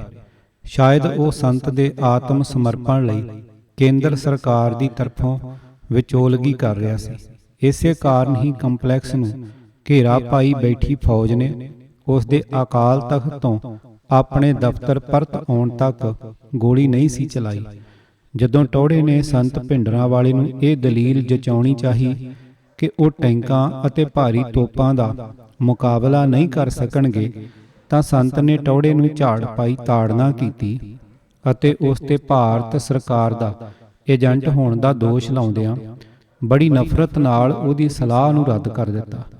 ਜੇ ਟੌਹੜੇ ਨੇ ਆਪਣੀ ਸਹੁੰ ਪੁਗਾਉਣੀ ਹੁੰਦੀ ਤਾਂ ਹੁਣ ਜ਼ਰੂਰ ਸੰਤ ਭਿੰਡਰਾਂਵਾਲੇ ਦਾ ਸਾਥ ਦਿੰਦਾ ਅਤੇ ਫੌਜ ਨਾਲ ਲੜਨ ਲਈ ਉਸ ਦੇ ਨਾਲ ਅਕਾਲ ਤਖਤ ਤੇ ਹੀ ਰੁਕ ਜਾਂਦਾ, ਪਰ ਉਸ ਨੇ ਆਤਮ ਸਮਰਪਣ ਕਰਨ ਨੂੰ ਹੀ ਤਰਜੀਹ ਦਿੱਤੀ।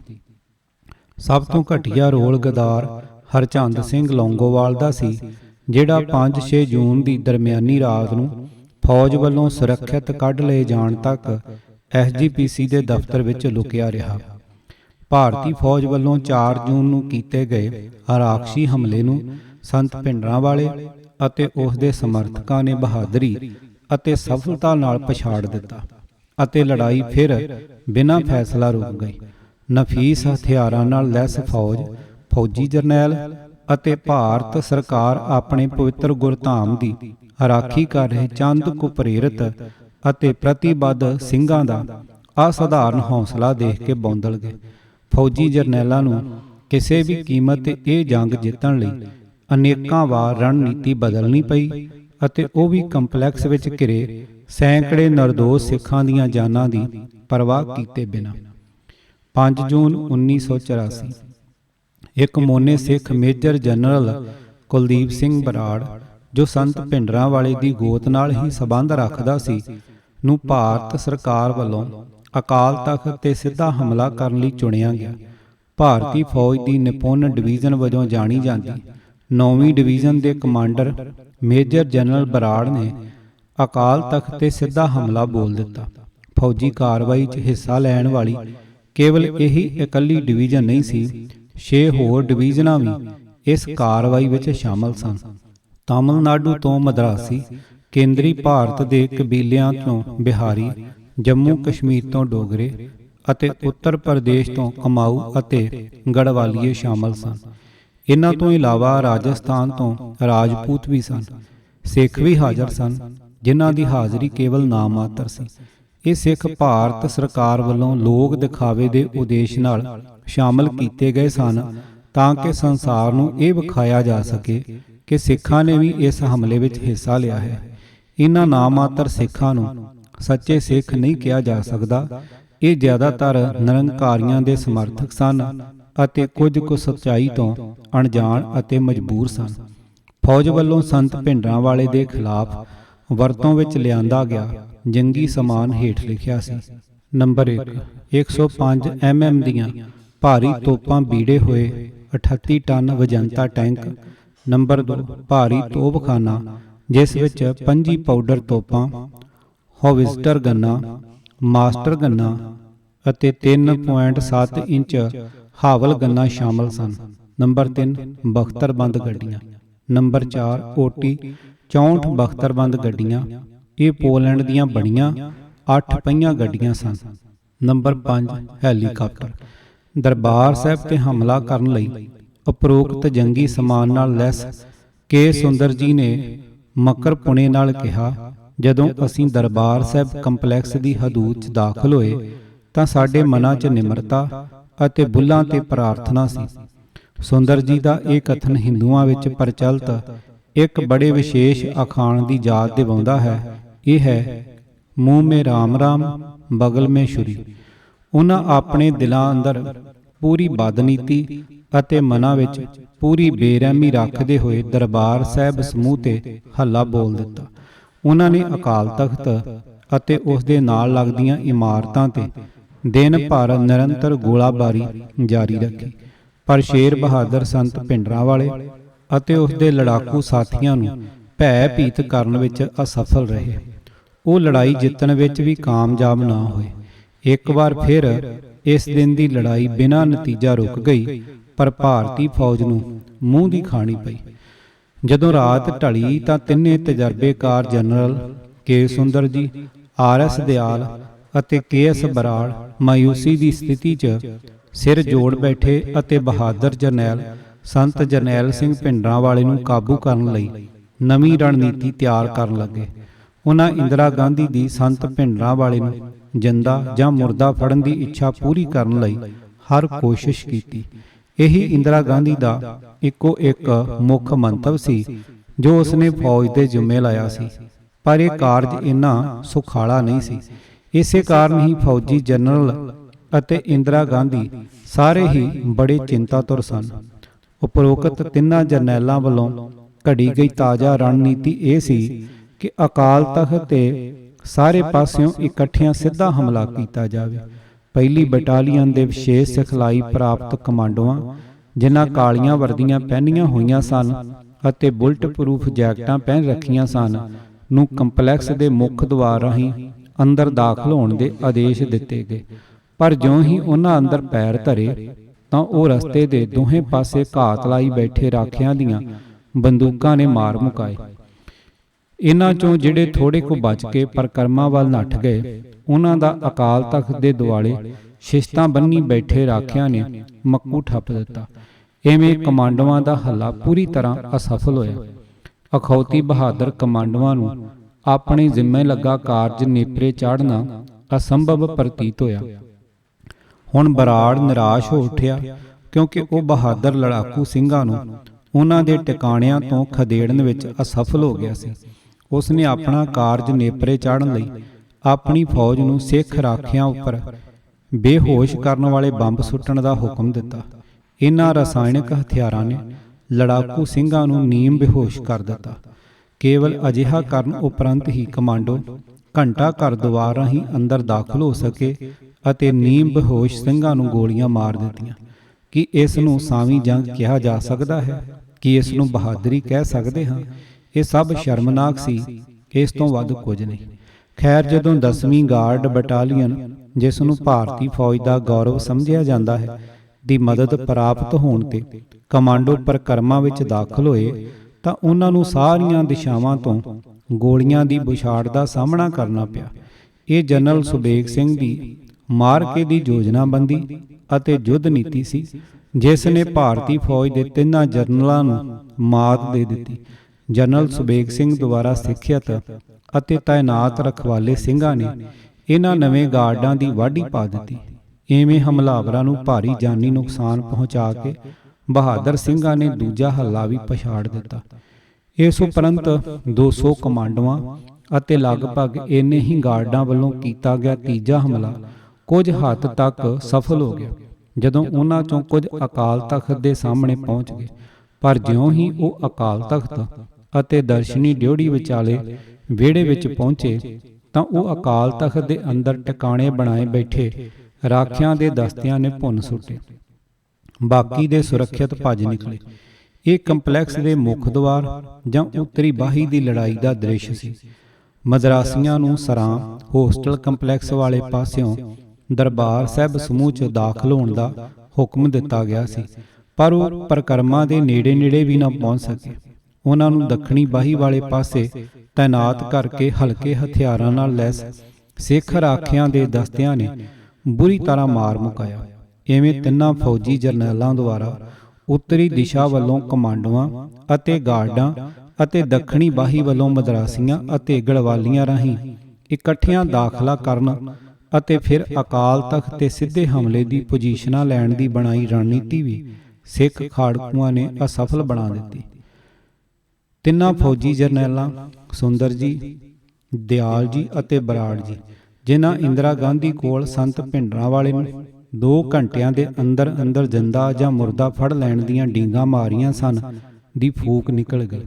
ਉਹਨਾਂ ਨੇ 3 ਦਿਨ ਜਾਣੀ ਕਿ 72 ਘੰਟੇ ਖਚਤ ਕਰ ਦਿੱਤੇ ਸਨ, ਪਰ ਅਜੇ ਉਹ ਨਿਸ਼ਾਨੇ ਦੇ ਨੇੜੇ ਤੇੜੇ ਵੀ ਨਹੀਂ ਸਨ। ਉਹ ਮਾਯੂਸ ਅਤੇ ਨਿਰਾਸ਼ ਹੋ ਉੱਠੇ। ਇਹੀ ਹਾਲ ਰਾਜੀਵ ਗਾਂਧੀ, KP ਸਿੰਘ ਦਿਓ ਅਤੇ ਅਰੁਣ ਸਿੰਘ ਦਾ ਸੀ, ਜੋ ਦਿੱਲੀ ਵਿਚਲੇ ਕੰਟਰੋਲ ਰੂਮ ਵਿਖੇ ਕੋਈ ਸ਼ੁਭ ਸਮਾਚਾਰ ਸੁਣਨ ਦੀ ਤੀਬਰਤਾ ਨਾਲ ਉਡੀਕ ਕਰ ਰਹੇ ਸਨ।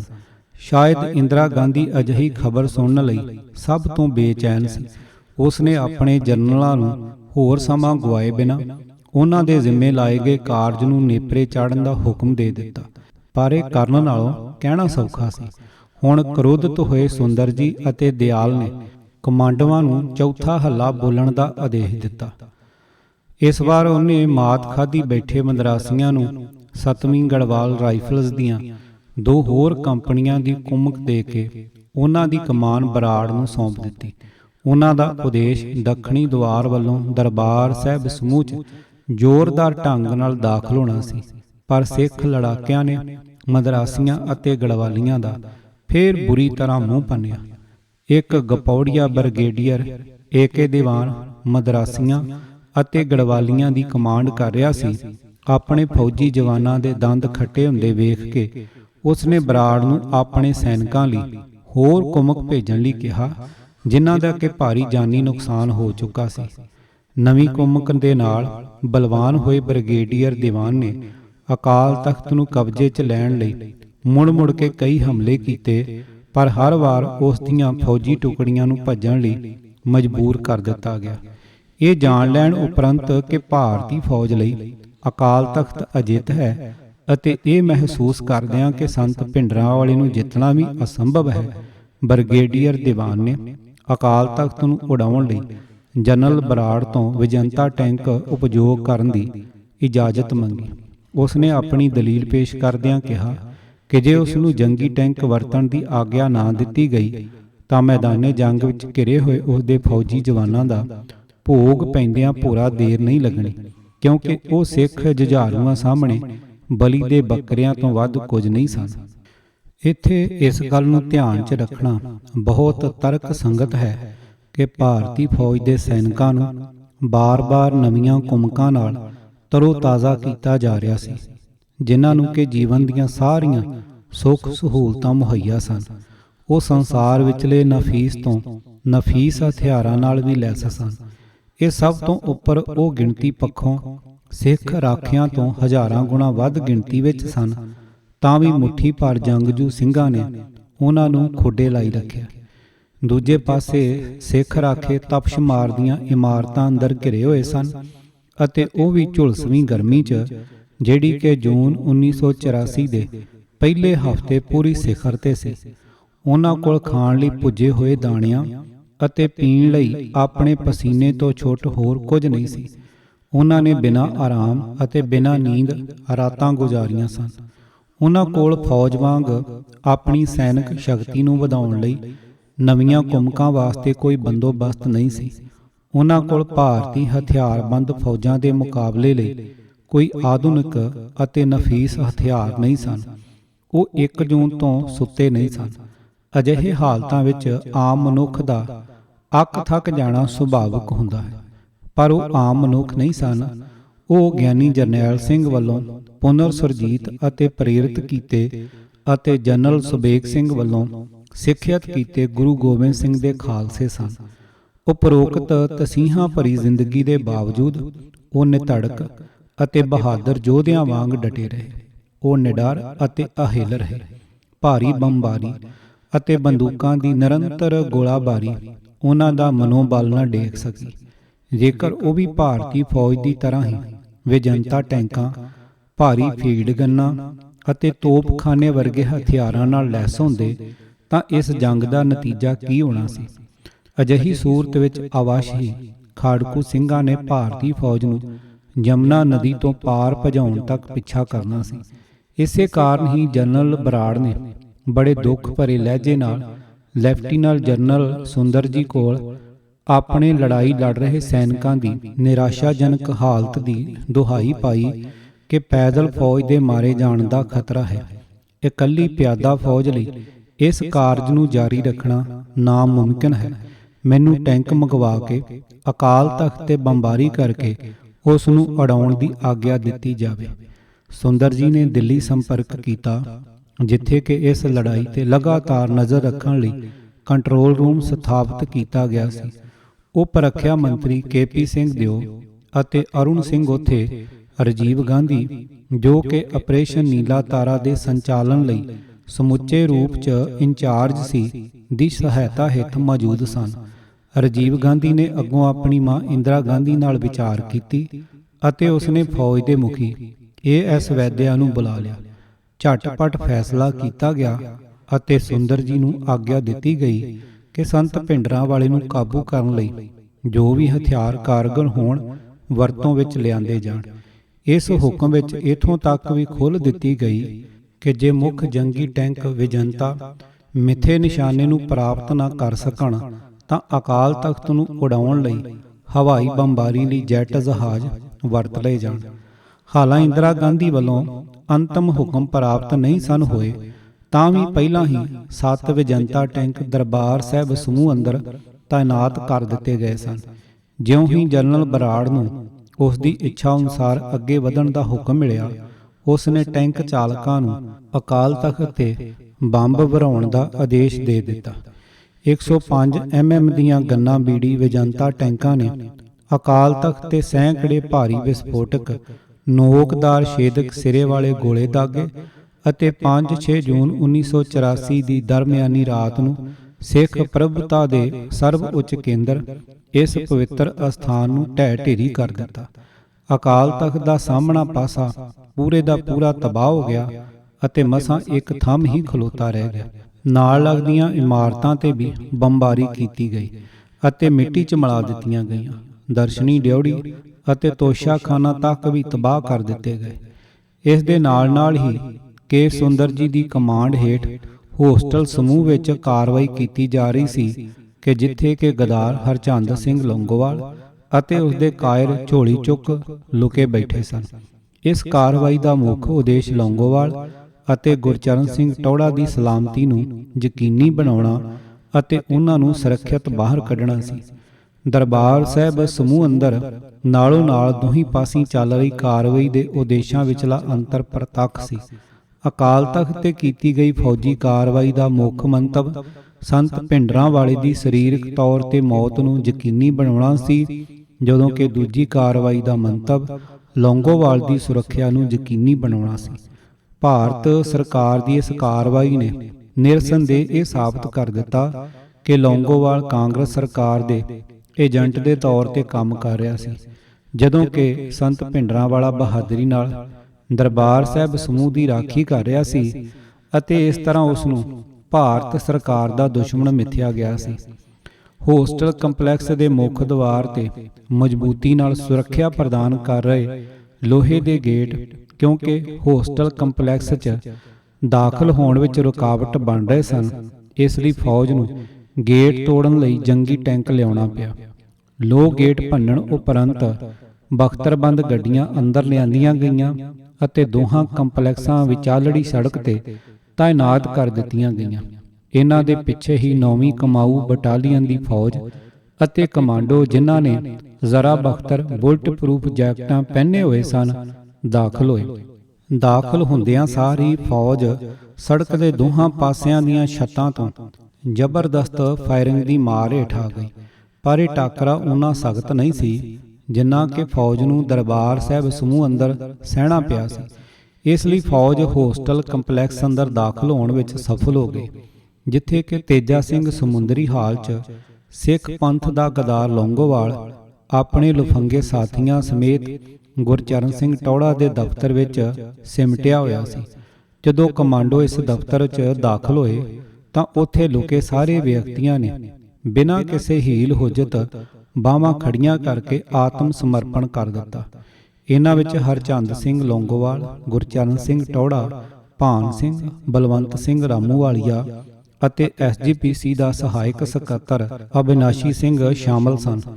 ਲੌਂਗੋਵਾਲ ਅਤੇ ਟੌੜਾ ਵੱਲੋਂ ਬਾਹਾਂ ਖੜੀਆਂ ਕਰਕੇ ਆਤਮ ਸਮਰਪਣ ਕਰਨ ਵਾਲੇ ਤੱਥ ਦੀ ਪੁਸ਼ਟੀ ਮੈਂ ਮਗਰੋਂ ਅਬਿਨਾਸ਼ੀ ਸਿੰਘ ਅਤੇ ਨਾਜਰ ਸਿੰਘ, ਜੋ ਟੌੜਾ ਦਾ ਨਿੱਜੀ ਅੰਗ ਰੱਖਿਅਕ ਸੀ ਅਤੇ ਜੋ ਇਤਫਾਕੀਆ ਹੀ ਮੈਨੂੰ ਅਗਸਤ 1984 'ਚ ਲੁਧਿਆਣਾ ਜੇਲ੍ਹ 'ਚ ਮਿਲਿਆ ਤੋਂ ਵੀ ਕਰ ਲਈ।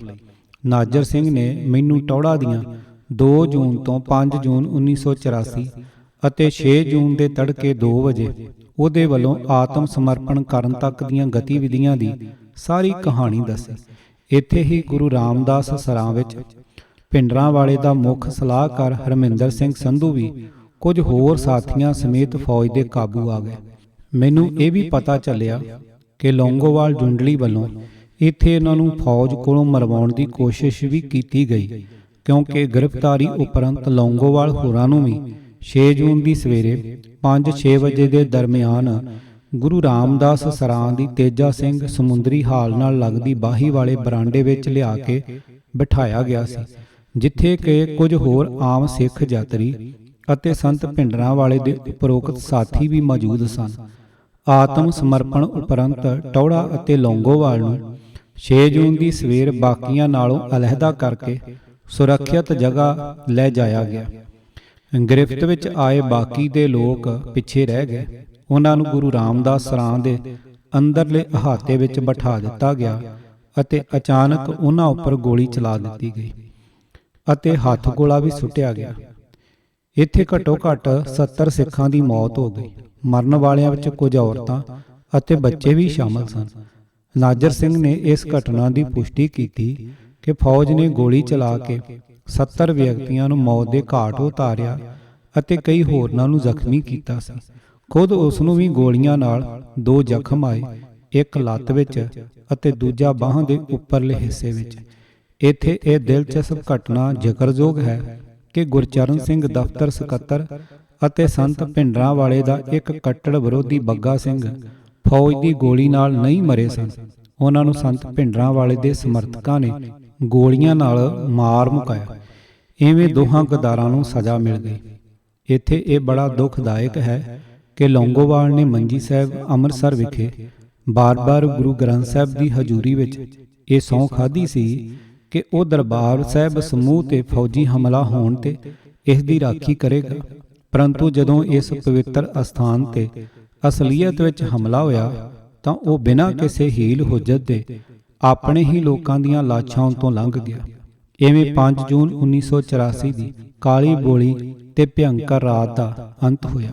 6 ਜੂਨ 1984 ਲੋ ਲੱਗਣ ਉਪਰੰਤ ਦਿਨ ਚੜ੍ਹਦੇ ਤੱਕ ਵਿਜੰਤਾ ਟੈਂਕ ਅਕਾਲ ਤਖਤ ਨੂੰ ਮਲੀਆ ਮੇਟ ਕਰਨੋਂ ਰੁਕ ਗਏ ਅਤੇ ਇਸ ਦੇ ਨਾਲ ਹੀ ਅਕਾਲ ਤਖਤ ਦੇ ਅੰਦਰੋਂ ਰੁਕ ਕੇ ਕਦੇ ਕਦਾਈ ਹੋ ਰਹੀ ਗੋਲਾਬਾਰੀ ਵੀ ਰੁਕ ਗਈ, ਕਿਉਂਕਿ ਜੁਝਾਰੂਆਂ ਵੱਲੋਂ ਸਥਾਪਿਤ ਟਿਕਾਣੇ ਭਾਰੀ ਬੰਬਾਰੀ ਨਾਲ ਖਦੇੜ ਦਿੱਤੇ ਗਏ ਸਨ। ਭਾਰਤ ਸਰਕਾਰ ਵੱਲੋਂ ਪੰਜਾਬ ਅੰਦੋਲਨ ਸੰਬੰਧੀ ਪ੍ਰਕਾਸ਼ਿਤ ਕੀਤੇ ਗਏ ਵਾਈਟ ਪੇਪਰ ਦੇ ਪਹਿਰਾ 28 ਵਿੱਚ ਇਹ ਦਰਜ ਕੀਤਾ ਗਿਆ ਹੈ ਕਿ 6 ਜੂਨ ਨੂੰ ਬਾਅਦ ਦੁਪਹਿਰ 12:30 ਵਜੇ ਤੱਕ ਫੌਜ ਨੇ ਅਕਾਲ ਤਖਤ ਤੇ ਕਬਜ਼ਾ ਕਰ ਲਿਆ ਸੀ ਅਤੇ ਕੇਵਲ ਹੇਠਲੀ ਮੰਜ਼ਲ ਅਤੇ ਤਹਿਖਾਨੇ ਤੇ ਕਬਜ਼ਾ ਕਰਨਾ ਅਜੇ ਬਾਕੀ ਸੀ। ਫਿਰ ਪਹਿਰਾ 30 ਵਿੱਚ ਲਿਖਿਆ ਹੈ ਕਿ ਅਕਾਲ ਤਖਤ ਦੀ ਹੇਠਲੀ ਮੰਜ਼ਲ ਅਤੇ ਤਹਿਖਾਨੇ ਤੋਂ ਲਗਾਤਾਰ ਜਾਰੀ ਮੁਕਾਬਲੇ ਨੂੰ 6-7 ਜੂਨ ਦੀ ਦਰਮਿਆਨੀ ਰਾਤ ਨੂੰ ਠੱਲਿਆ ਗਿਆ। ਇਹ ਕਥਨ ਮੌਕੇ ਦੇ ਚਸ਼ਮਦੀਦ ਗਵਾਹਾਂ ਵੱਲੋਂ ਦਿੱਤੇ ਗਏ ਅਸਲ ਵੇਰਵੇ ਤੋਂ ਬਿਲਕੁਲ ਉਲਟ ਹੈ। ਇਹ ਕਥਨ ਵੀ ਚਸ਼ਮਦੀਦਾ ਗਵਾਹਾਂ ਵੱਲੋਂ ਦਰਸਾਈ ਹਕੀਕਤ ਤੋਂ ਉਲਟ ਹੈ ਕਿ ਸੰਤ ਭਿੰਡਰਾਂਵਾਲੇ ਅਤੇ ਭਾਈ ਅਮਰੀਕ ਸਿੰਘ ਦੀਆਂ ਮ੍ਰਿਤਕ ਦੇਹਾਂ 7 ਜੂਨ ਨੂੰ ਹੇਠਲੀ ਮੰਜ਼ਲ ਤੋਂ ਲੱਭੀਆਂ ਸਨ। ਦਰਬਾਰ ਸਾਹਿਬ ਦਾ ਸੇਵਾਦਾਰ ਹਰੀ ਸਿੰਘ 30 ਹੋਰ ਵਿਅਕਤੀਆਂ ਨਾਲ ਕੋਠਾ ਸਾਹਿਬ ਵਿਖੇ ਲੁਕਿਆ ਹੋਇਆ ਸੀ, ਜਿੱਥੇ ਗੁਰੂ ਗ੍ਰੰਥ ਸਾਹਿਬ ਜੀ ਦਾ ਰੋਜ਼ਾਨਾ ਰਾਤ ਨੂੰ ਮਰਿਆਦਾ ਅਨੁਸਾਰ ਸੁਖ ਆਸਨ ਕੀਤਾ ਜਾਂਦਾ ਹੈ। ਇਹ ਵੀ ਕ੍ਰਿਸ਼ਮਾ ਹੀ ਸੀ ਕਿ ਭਾਰੀ ਬੰਬਾਰੀ ਦੇ ਬਾਵਜੂਦ ਵੀ ਕੋਠਾ ਸਾਹਿਬ ਨੂੰ ਮੁਕਾਬਲਤਨ ਮਾਮੂਲੀ ਨੁਕਸਾਨ ਪੁੱਜਾ ਸੀ। ਹਾਲਾਂਕਿ ਇਹ ਅਕਾਲ ਤਖਤ ਦੇ ਸਾਹਮਣੇ ਹਿੱਸੇ 'ਚ ਸਥਿਤ ਹੈ। ਹਰੀ ਸਿੰਘ ਦੱਸਦਾ ਹੈ ਕਿ 6 ਜੂਨ ਨੂੰ ਸਵੇਰੇ 7:30 ਵਜੇ ਭਾਈ ਅਮਰੀਕ ਸਿੰਘ ਕੋਠਾ ਸਾਹਿਬ 'ਚ ਦਾਖਲ ਹੋਏ ਅਤੇ ਉਹਨਾਂ ਨੂੰ ਹਰੀ ਸਿੰਘ ਆਦਿ ਨੂੰ ਇਹ ਜਗ੍ਹਾ ਛੱਡ ਜਾਣ ਲਈ ਕਿਹਾ, ਕਿਉਂਕਿ ਹੁਣ ਉਹ ਜੁਝਾਰੂ ਰਾਖੇ ਭਾਰਤੀ ਫੌਜ ਵੱਲੋਂ ਅੰਦਰ ਲਿਆਂਦੇ ਗਏ ਟੈਂਕਾਂ ਦੀ ਭਾਰੀ ਬੰਬਾਰੀ ਦਾ ਢੁਕਵਾਂ ਮੁਕਾਬਲਾ ਨਹੀਂ ਸੀ ਕਰ ਸਕਦੇ। ਇਸ ਤੋਂ ਕੁਝ ਹੀ ਮਿੰਟਾਂ ਬਾਅਦ ਸੰਤ ਭਿੰਡਰਾਂਵਾਲਾ ਕਰੀਬ 40 ਕੁ ਸਾਥੀਆਂ ਸਮੇਤ ਕੋਠਾ ਸਾਹਿਬ ਵਾਲੇ ਕਮਰੇ 'ਚ ਦਾਖਲ ਹੋਏ। ਸੰਤ ਨੇ ਅਕਾਲ ਤਖਤ ਦੇ ਸਨਮੁਖ ਅਰਦਾਸ ਕੀਤੀ ਅਤੇ ਫਿਰ ਆਪਣੇ ਸਾਥੀਆਂ ਨੂੰ ਸੰਬੋਧਨ ਕੀਤਾ। ਜੋ ਸ਼ਹੀਦੀ ਪਾਉਣਾ ਚਾਹੁੰਦੇ ਹਨ ਉਹ ਮੇਰੇ ਨਾਲ ਰਹਿ ਸਕਦੇ ਹਨ ਅਤੇ ਬਾਕੀ ਅਕਾਲ ਤਖਤ ਤੋਂ ਜਾ ਸਕਦੇ ਹਨ। ਜਦੋਂ ਸੰਤ ਭਿੰਡਰਾਂਵਾਲਾ ਕਮਰੇ ਤੋਂ ਬਾਹਰ ਨਿਕਲਿਆ ਤਾਂ ਉਸ ਦੇ 40 ਸਾਥੀ ਉਸ ਦੇ ਪਿੱਛੇ ਉਤਰੇ। ਭਾਈ ਅਮਰੀਕ ਸਿੰਘ ਵੀ ਉਹਨਾਂ ਚੋਂ ਇੱਕ ਸੀ। ਉਹਨਾਂ ਜੋ ਬੋਲੇ ਸੋ ਨਿਹਾਲ ਸਤਿ ਸ੍ਰੀ ਅਕਾਲ ਦਾ ਜੈਕਾਰਾ ਗਜਾਇਆ ਅਤੇ ਫੌਜ ਉੱਪਰ ਟੁੱਟ ਪੈਣ ਦੇ ਇਰਾਦੇ ਨਾਲ ਧੁੱਸ ਦਿੱਤੀ ਅਕਾਲ ਤਖਤ ਤੋਂ ਬਾਹਰ ਨਿਕਲੇ। ਅਕਾਲ ਤਖਤ ਤੇ ਤਿੱਖੀ ਨਿਗਾਹ ਰੱਖ ਰਹੀ ਫੌਜ ਨੇ ਉਹਨਾਂ ਤੇ ਮਸ਼ੀਨ ਗੰਨਾਂ ਦੇ ਬਰਸ਼ਟਾਂ ਨਾਲ ਗੋਲੀਆਂ ਦੀ ਬੁਛਾੜ ਕਰ ਦਿੱਤੀ। ਉਹਨਾਂ 'ਚ ਕਈਆਂ ਨੂੰ ਗੋਲੀਆਂ ਲੱਗੀਆਂ ਅਤੇ ਸ਼ਹੀਦ ਹੋ ਗਏ। ਇਹਨਾਂ ਸ਼ਹੀਦਾਂ 'ਚ ਹੀ ਭਾਈ ਅਮਰੀਕ ਸਿੰਘ ਸ਼ਾਮਲ ਸੀ। ਫਿਰ ਮਸ਼ੀਨ ਗੰਨਾਂ ਦੀ ਇੱਕ ਹੋਰ ਬੁਛਾੜ ਹੋਈ ਅਤੇ ਦਰਜਨ ਕੁ ਹੋਰਨਾਂ ਦੀ ਜਾਨ ਲੈ ਗਏ। ਬਾਕੀ ਦੇ ਖਾੜਕੂ ਬਚ ਨਿਕਲੇ ਅਤੇ ਦਰਬਾਰ ਸਾਹਿਬ ਦੇ ਇੱਕ ਗ੍ਰੰਥੀ ਭਾਈ ਪ੍ਰੀਤਮ ਸਿੰਘ ਦੇ ਘਰ 'ਚ ਜਾ ਵੜੇ। ਉਸ ਦਾ ਘਰ ਅਕਾਲ ਤਖਤ ਦੇ ਪਿਛਵਾੜੇ ਸਥਿਤ ਸੀ। ਸੰਤ ਭਿੰਡਰਾਂਵਾਲੇ ਦੇ ਬਚ ਨਿਕਲੇ ਇਹਨਾਂ ਦਰਜਨ ਕੁ ਸਾਥੀਆਂ ਨੇ ਆਪਣੇ ਰਵਾਇਤੀ ਕੱਪੜੇ ਚੋਲੇ ਬਦਲ ਲਏ ਅਤੇ ਪੈਂਟ ਕਮੀਜ਼ਾਂ ਪਹਿਨ ਕੇ ਉੱਥੋਂ ਖਿਸਕ ਗਏ। ਉਹਨਾਂ ਭਾਈ ਪ੍ਰੀਤਮ ਸਿੰਘ ਜੋ ਉੱਥੇ ਹੀ ਲੁਕਿਆ ਹੋਇਆ ਸੀ ਨੂੰ ਦੱਸਿਆ ਕਿ ਭਾਈ ਅਮਰੀਕ ਸਿੰਘ ਨੇ ਸ਼ਹਾਦਤ ਪ੍ਰਾਪਤ ਕਰ ਲਈ ਹੈ, ਪਰ ਉਹਨਾਂ ਇਹ ਵੀ ਦਾਅਵਾ ਕੀਤਾ ਕਿ ਗੋਲੀਆਂ ਲੱਗਣ ਵਾਲਿਆਂ ਵਿੱਚ ਸੰਤ ਭਿੰਡਰਾਂਵਾਲੇ ਸ਼ਾਮਲ ਨਹੀਂ ਸਨ। ਸੰਤ ਭਿੰਡਰਾਂਵਾਲੇ ਦੇ ਕੁਝ ਜੋਸ਼ੀਲੇ ਸਾਥੀਆਂ ਨੇ ਬੜੇ ਫਖਰ ਨਾਲ ਕਿਹਾ ਕਿ ਜੇ ਉਹਨਾਂ ਨੇ ਸੰਤਾਂ ਨੂੰ ਜ਼ਖਮੀ ਹੁੰਦੇ ਜਾਂ ਸ਼ਹੀਦ ਹੁੰਦੇ ਦੇਖਿਆ ਹੁੰਦਾ ਤਾਂ ਉਸ ਜਗ੍ਹਾ ਨੂੰ ਕਦੇ ਵੀ ਨਾ ਛੱਡ ਕੇ ਆਉਂਦੇ ਅਤੇ ਉੱਥੇ ਮਰ ਜਾਣ ਨੂੰ ਹੀ ਪਹਿਲ ਦਿੰਦੇ। ਸੰਤ ਭਿੰਡਰਾਂਵਾਲਾ ਕਿੱਥੇ ਅਲੋਪ ਹੋ ਗਿਆ, ਇਸ ਦੇ ਬਾਰੇ ਉਹਨਾਂ ਨੂੰ ਕੁਝ ਪਤਾ ਨਹੀਂ ਸੀ। ਅਕਾਲ ਤਖਤ ਦੇ ਦੁਆਲੇ ਗੋਲੀਬਾਰੀ ਅਤੇ ਭਾਰੀ ਬੰਬਾਰੀ ਕਾਰਨ ਸੰਘਣਾ ਧੂੰਆਂ ਪਸਰਿਆ ਹੋਇਆ ਸੀ। ਉਹਨਾਂ ਵੇਰਵੇ ਦਿੰਦਿਆਂ ਕਿਹਾ ਕਿ ਇਸ ਸੰਘਣੇ ਧੂਏ ਕਾਰਨ ਕੁਝ ਵੀ ਦਿਖਾਈ ਨਹੀਂ ਸੀ ਦਿੰਦਾ, ਇਸ ਲਈ ਉਹ ਸੰਤ ਸਮੇਤ ਕੁਝ ਵੀ ਨਹੀਂ ਦੇਖ ਸਕੇ। ਹੌਕਿਆਂ ਦੀ ਦਾਸਤਾਨ। ਖੈਰ, ਇਹ ਇੱਕ ਹਕੀਕੀ ਤੱਥ ਹੈ ਕਿ 6 ਜੂਨ ਨੂੰ ਫੌਜ ਦਾ ਦੋਹਾਂ ਕੰਪਲੈਕਸਾਂ ਤੇ ਪੂਰਨ ਕਬਜ਼ਾ ਹੋ ਚੁੱਕਾ ਸੀ। ਮੇਜਰ ਜਨਰਲ ਬਰਾੜ ਜੋ ਕਿ ਕੰਪਲੈਕਸ ਦੇ ਅੰਦਰ ਮੌਜੂਦ ਸੀ ਨੇ ਗੁੱਸੇ ਵਿੱਚ ਆਏ ਹੋਏ ਅਤੇ ਖੂਨ ਦੇ ਪਿਆਸੇ ਫੌਜੀਆਂ ਨੂੰ ਪ੍ਰਕਰਮਾਂ ਵਿੱਚ ਸਥਿਤ ਕਮਰਿਆਂ ਅਤੇ ਨਾਲ ਲੱਗਦੀਆਂ ਇਮਾਰਤਾਂ ਦੀ ਤਲਾਸ਼ੀ ਲੈਣ ਦਾ ਹੁਕਮ ਦਿੱਤਾ। ਫੌਜੀ ਵਹਿਸ਼ੀ ਅਤੇ ਜਨੂਨੀ ਹੋ ਉੱਠੇ ਅਤੇ ਉਹਨਾਂ ਨੇ ਕਮਰਿਆਂ ਵਿੱਚ ਹੱਥ ਗੋਲੇ ਸੁੱਟ ਕੇ ਅੰਦਰ ਮੌਜੂਦ ਵਿਅਕਤੀਆਂ ਨੂੰ ਉਡਾ ਦਿੱਤਾ। ਜਿਹੜੇ ਕਮਰੇ ਅੰਦਰੋਂ ਬੰਦ ਸਨ ਉਹ ਮਸ਼ੀਨ ਗੰਨਾਂ ਦੀਆਂ ਗੋਲੀਆਂ ਮਾਰ ਕੇ ਖੋਲ੍ਹੇ ਗਏ ਅਤੇ ਉੱਥੇ ਮੌਜੂਦ ਸਿੱਖ ਯਾਤਰੀਆਂ ਨੂੰ ਗੋਲੀ ਮਾਰ ਦਿੱਤੀ ਗਈ। ਜਿਹੜੇ ਸਿੱਖ ਹੋਸਟਲ ਕੰਪਲੈਕਸ ਸਮੇਤ ਹੋਰਨਾਂ ਇਮਾਰਤਾਂ 'ਚੋਂ ਕਾਬੂ ਕੀਤੇ ਗਏ ਜਾਂ ਆਤਮ ਸਮਰਪਣ ਕਰ ਗਏ, ਉਹਨਾਂ ਨੂੰ ਲਾਈਨ 'ਚ ਖੜੇ ਕਰਕੇ ਗੋਲੀ ਮਾਰ ਦਿੱਤੀ ਗਈ। ਫੌਜ ਦੇ ਕਹਿਰ ਦਾ ਸ਼ਿਕਾਰ ਹੋਣ ਵਾਲੇ ਨਿਰਦੋਸ਼ ਉਹ ਸ਼ਰਧਾਲੂ ਸਨ ਜੋ ਗੁਰੂ ਅਰਜਨ ਦੇਵ ਜੀ ਦਾ ਸ਼ਹੀਦੀ ਪੁਰਬ ਮਨਾਉਣ ਲਈ ਆਏ ਸਨ, ਜਿਨ੍ਹਾਂ ਨੇ ਬੜੇ ਚਾਵਾਂ ਨਾਲ ਸਰੋਵਰ ਦਰਮਿਆਨ ਇਹ ਪਵਿੱਤਰ ਅਸਥਾਨ ਉਸਾਰਿਆ ਸੀ। ਫੌਜ ਨੇ ਬੱਚਿਆਂ ਅਤੇ ਔਰਤਾਂ ਤੱਕ ਨੂੰ ਵੀ ਬੇਰਹਿਮੀ ਨਾਲ ਕਤਲ ਕੀਤਾ। ਜਿੰਦਾ ਬਚੇ ਕੁਝ ਲੋਕਾਂ ਨੇ ਮੈਨੂੰ ਦੱਸਿਆ ਕਿ ਜਵਾਨ ਔਰਤਾਂ ਅਤੇ ਲੜਕੀਆਂ ਨਾਲ ਫੌਜ ਨੇ ਜ਼ਬਰ ਜਨਾਹ ਕੀਤਾ ਅਤੇ ਇਹਨਾਂ ਚੋਂ ਕੁਝ ਨੂੰ ਮਾਰ ਦਿੱਤਾ।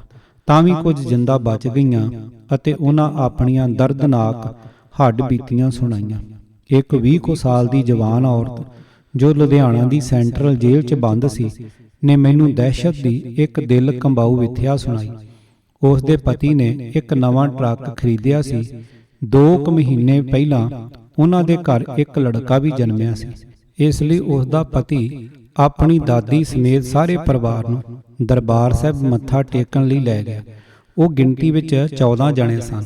ਇਸ ਜਵਾਨ ਔਰਤ ਅਤੇ 80 ਕੁ ਸਾਲਾਂ ਦੀ ਦਾਦੀ ਤੋਂ ਛੁੱਟ ਬਾਕੀ ਸਭ ਨੂੰ ਖੁੰਖਾਰ ਫੌਜੀਆਂ ਨੇ ਗੋਲੀ ਮਾਰ ਦਿੱਤੀ।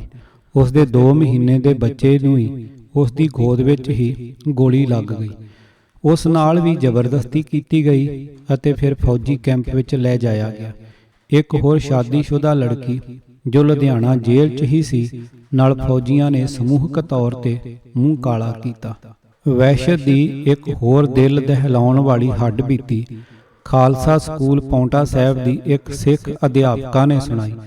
ਉਹ ਅਤੇ ਉਸ ਦੇ 2 ਅਧਿਆਪਕ ਸਾਥੀ, ਇੱਕ ਮਰਦ ਤੇ ਇੱਕ ਔਰਤ, 6 ਤੋਂ 14 ਸਾਲ ਦੀ ਉਮਰ ਤੱਕ ਦੇ 65 ਬੱਚੇ ਲੈ ਕੇ ਬੱਸ ਰਾਹੀਂ 2 ਜੂਨ 1984 ਨੂੰ ਗੁਰੂ ਅਰਜਨ ਦੇਵ ਜੀ ਦੀ ਸ਼ਹੀਦੀ ਪੁਰਬ ਮਨਾਉਣ ਦਰਬਾਰ ਸਾਹਿਬ ਸਮੂਹ 'ਚ ਆਏ ਸਨ। ਫੌਜ ਵੱਲੋਂ ਸਖਤ ਕਰਫਿਊ ਲਾਏ ਜਾਣ ਕਾਰਨ ਉਹ ਉੱਥੇ ਘਿਰ ਗਏ। ਬਾਅਦ 'ਚ ਨਿਕਲਣ ਦਾ ਕੋਈ ਵੀ ਰਸਤਾ ਨਾ ਹੋਣ ਕਾਰਨ ਉਹ ਗੁਰੂ ਰਾਮਦਾਸ ਸਰਾਂ ਦੇ ਹਾਲ ਕਮਰੇ 'ਚ ਵੜ ਗਏ। ਖੂਨ ਦੇ ਤਿਹਾਏ ਫੌਜੀ ਭੇੜੀਆਂ ਨੇ ਮਰਦ ਅਧਿਆਪਕ ਦੇ ਨਾਲ 33 ਬੱਚਿਆਂ ਨੂੰ 5 ਅਤੇ 6 ਜੂਨ ਵਿਚਕਾਰਲੀ ਰਾਤ ਨੂੰ ਗੋਲੀਆਂ ਨਾਲ ਭੁੰਨ ਸੁੱਟਿਆ। ਬਾਕੀ ਦੇ ਪਤਾ ਨਹੀਂ ਕਿਵੇਂ ਗੋਲੀਆਂ ਦੀ ਮਾਰ ਤੋਂ ਚਮਤਕਾਰੀ ਤਰੀਕੇ ਨਾਲ ਬਚ ਗਏ। ਇਹ ਜਵਾਨ ਅਧਿਆਪਕਾ ਜਿਸ ਨੇ ਲੁਧਿਆਣਾ ਜੇਲ੍ਹ 'ਚ ਮੈਨੂੰ ਇਹ ਖੌਫਨਾਕ ਕਹਾਣੀ ਸੁਣਾਈ, ਨਾਲ ਫੌਜੀਆਂ ਨੇ ਮੂੰਹ ਕਾਲਾ ਕੀਤਾ ਅਤੇ ਉਸ ਦੀ ਸਾਥਣ ਅਧਿਆਪਕਾ ਨੂੰ ਅਣਦੱਸੀ ਥਾਂ ਤੇ ਲੈ ਗਏ। ਮੈਂ ਜਿੰਦਾ ਬਚੇ ਨਾਜ਼ੁਕ ਉਮਰ ਦੇ 32 ਬੱਚਿਆਂ ਨੂੰ ਜੇਲ੍ਹ 'ਚ ਮਿਲਿਆ ਅਤੇ ਦੇਖਿਆ ਕਿ ਉਹ ਬਹੁਤ ਦਹਿਸ਼ਤ ਜ਼ਦਾ ਸਨ ਅਤੇ ਹਾਲੇ ਵੀ ਸਹਿਮੇ ਹੋਏ ਲੱਗਦੇ ਸਨ। ਮੈਂ ਵਹਿਸ਼ਤ ਦੀ ਇਹ ਭਿਅੰਕਰ ਅਤੇ ਖੌਫਨਾਕ ਕਹਾਣੀ ਸੁਣ ਕੇ ਹੱਕਾ ਬੱਕਾ ਰਹਿ ਗਿਆ। ਮੈਂ ਕਦੇ ਕਿਆਸ ਵੀ ਨਹੀਂ ਸੀ ਕਰ ਸਕਦਾ ਕਿ ਭਾਰਤੀ ਫੌਜ ਇੰਨੀ ਨਿਰਦਈ, ਇੰਨੀ ਜ਼ਾਲਮ, ਇੰਨੀ ਰਾਖਸ਼ੀ ਅਤੇ ਇੰਨੀ ਚਰਿੱਤਰਹੀਣ ਹੋ ਸਕਦੀ ਹੈ। ਮੈਂ ਇਸ ਮਾਮਲੇ ਦੀ ਸੂਚਨਾ ਲੁਧਿਆਣਾ ਦੇ ਡਿਪਟੀ ਕਮਿਸ਼ਨਰ ਨੂੰ ਦਿੱਤੀ ਅਤੇ ਉਸ ਨੂੰ ਇਹ ਗੱਲ ਜਚਾਉਣੀ ਚਾਹੀ ਕਿ ਇਹ ਮਾਸੂਮ ਬੱਚੇ ਜੋ ਭਿਆਨਕ ਸਦਮੇ 'ਚੋਂ ਗੁਜ਼ਰੇ ਹਨ ਤੁਰੰਤ ਜੇਲ੍ਹ 'ਚੋਂ ਰਿਹਾ ਕਰ ਦੇਣੇ ਚਾਹੀਦੇ ਹਨ। ਪਰ ਉਸ ਨੇ ਇਹ ਕਹਿ ਕੇ ਆਪਣੀ ਅਸਮਰੱਥਾ ਜ਼ਾਹਰ ਕਰ ਦਿੱਤੀ ਕਿ ਫੌਜ ਉਹਨਾਂ ਨੂੰ ਰਿਹਾ ਕਰਨ ਦੇ ਰੌਂ ਵਿੱਚ ਨਹੀਂ। ਫਿਰ ਮੈਂ ਖੁਦ ਪੰਜਾਬ ਸਰਕਾਰ ਦੇ ਵਿਸ਼ੇਸ਼ ਮੈਜਿਸਟ੍ਰੇਟ ਦੀ ਹੈਸੀਅਤ 'ਚ ਰਾਜ ਸਰਕਾਰ ਵੱਲੋਂ ਹੰਗਾਮੀ ਹਾਲਤਾਂ ਦੌਰਾਨ ਪੰਜਾਬ ਦੇ ਵਿਭਿੰਨ ਜ਼ਿਲ੍ਹਿਆਂ ਨਾਲ ਸੰਬੰਧਿਤ ਨਜ਼ਰਬੰਦਾਂ ਨਾਲ ਨਜਿੱਠਣ ਲਈ ਮੈਨੂੰ ਮਿਲੇ ਅਧਿਕਾਰਾਂ ਦੀ ਵਰਤੋਂ ਕਰਕੇ ਇਹਨਾਂ ਨੂੰ ਰਿਹਾ ਕਰਨ ਲਈ ਡੀਸੀ ਤੋਂ ਇਜਾਜ਼ਤ ਮੰਗੀ, ਪਰ ਉਹ ਮੈਨੂੰ ਰਸਮੀ ਸਹਿਮਤੀ ਦੇਣ ਤੋਂ ਝਿਜਕਦਾ ਸੀ। ਇਸ ਤੋਂ ਬਾਅਦ ਕੁਝ ਨੇਕਦਿਲ ਵਕੀਲਾਂ ਨੇ ਸੁਪਰੀਮ ਕੋਰਟ ਵਿੱਚ ਸਰਕਾਰ ਵੱਲੋਂ ਮਨੁੱਖੀ ਅਧਿਕਾਰਾਂ ਦੀ ਘੋਰ ਉਲੰਘਣਾ ਵਿਰੁੱਧ ਪਟੀਸ਼ਨ ਦਾਇਰ ਕਰ ਦਿੱਤੀ। ਸੁਪਰੀਮ ਕੋਰਟ ਨੇ ਪਟੀਸ਼ਨ ਨੂੰ ਸਵੀਕਾਰ ਕਰ ਲਿਆ ਅਤੇ ਇਹਨਾਂ ਮਾਸੂਮ ਬੱਚਿਆਂ ਦੀ ਤੁਰੰਤ ਰਿਹਾਈ ਦਾ ਹੁਕਮ ਦਿੱਤਾ। ਤਾਂ ਕਿਤੇ ਜਾ ਕੇ ਇਹਨਾਂ ਦੀ ਰਿਹਾਈ ਹੋਈ। ਕੀ ਨਾਜ਼ੁਕ ਉਮਰ ਦੇ ਇਹ ਮਾਸੂਮ ਬੱਚੇ ਅੱਤਵਾਦੀ ਅਤੇ ਦਹਿਸ਼ਤਵਾਦੀ ਸਨ? ਜਦੋਂ 6 ਜੂਨ ਦੀ ਸ਼ਾਮ ਬਾਅਦ ਦੁਪਹਿਰ ਨੂੰ 2 ਘੰਟੇ ਲਈ ਕਰਫਿਊ ਹਟਾਇਆ ਗਿਆ ਤਾਂ ਸੈਂਕੜੇ ਯਾਤਰੀ ਜੋ ਸਰਾਵਾਂ ਅਤੇ ਨਾਲ ਜੁੜਵੀਆਂ ਹੋਰ ਇਮਾਰਤਾਂ 'ਚ ਲੁਕੇ ਬੈਠੇ ਸਨ ਆਪੋ ਆਪਣੇ ਟਿਕਾਣਿਆਂ ਲਈ ਰਵਾਨਾ ਹੋਣ ਵਾਸਤੇ ਬਾਹਰ ਨਿਕਲ ਆਏ। ਪਰ ਇਹਨਾਂ ਸਾਰਿਆਂ ਨੂੰ ਫੌਜ ਨੇ ਗ੍ਰਿਫਤਾਰ ਕਰ ਲਿਆ।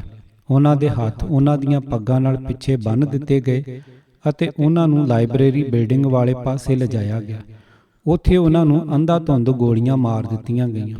ਰਾਖਸ਼ੀ ਫੌਜ ਵੱਲੋਂ ਇਹ ਕਤਲੋਗਾਰਦ ਦਾ ਦੌਰ 7 ਜੂਨ ਤੱਕ ਜਾਰੀ ਰਿਹਾ। ਭਾਰਤੀ ਫੌਜ ਨੇ ਹੋਸਟਲ ਕੰਪਲੈਕਸ ਦੇ ਕਮਰਿਆਂ ਅਤੇ ਹਾਲਾਂ ਵਿੱਚ ਅੱਗ ਲਾਊ ਬੰਬ ਸੁੱਟੇ ਅਤੇ ਉਹਨਾਂ 'ਚ ਮੌਜੂਦ ਸਭ ਵਿਅਕਤੀਆਂ ਨੂੰ ਮਾਰ ਸੁੱਟਿਆ।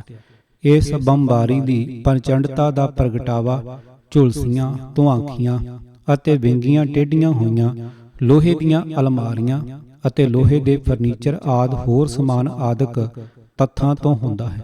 ਬੰਬਾਂ ਦੀ ਅੱਗ ਨਾਲ ਛੱਤਾਂ ਤੇ ਟੰਗੇ ਹੋਏ ਪੱਖੇ ਤੱਕ ਵੀ ਝੁਲਸ ਕੇ ਕੋਲਾ ਹੋ ਗਏ ਸਨ ਅਤੇ ਉਹਨਾਂ ਦੇ ਖੰਭ ਵਿੰਗੇ ਟੇਢੇ ਹੋਏ ਪਏ ਸਨ।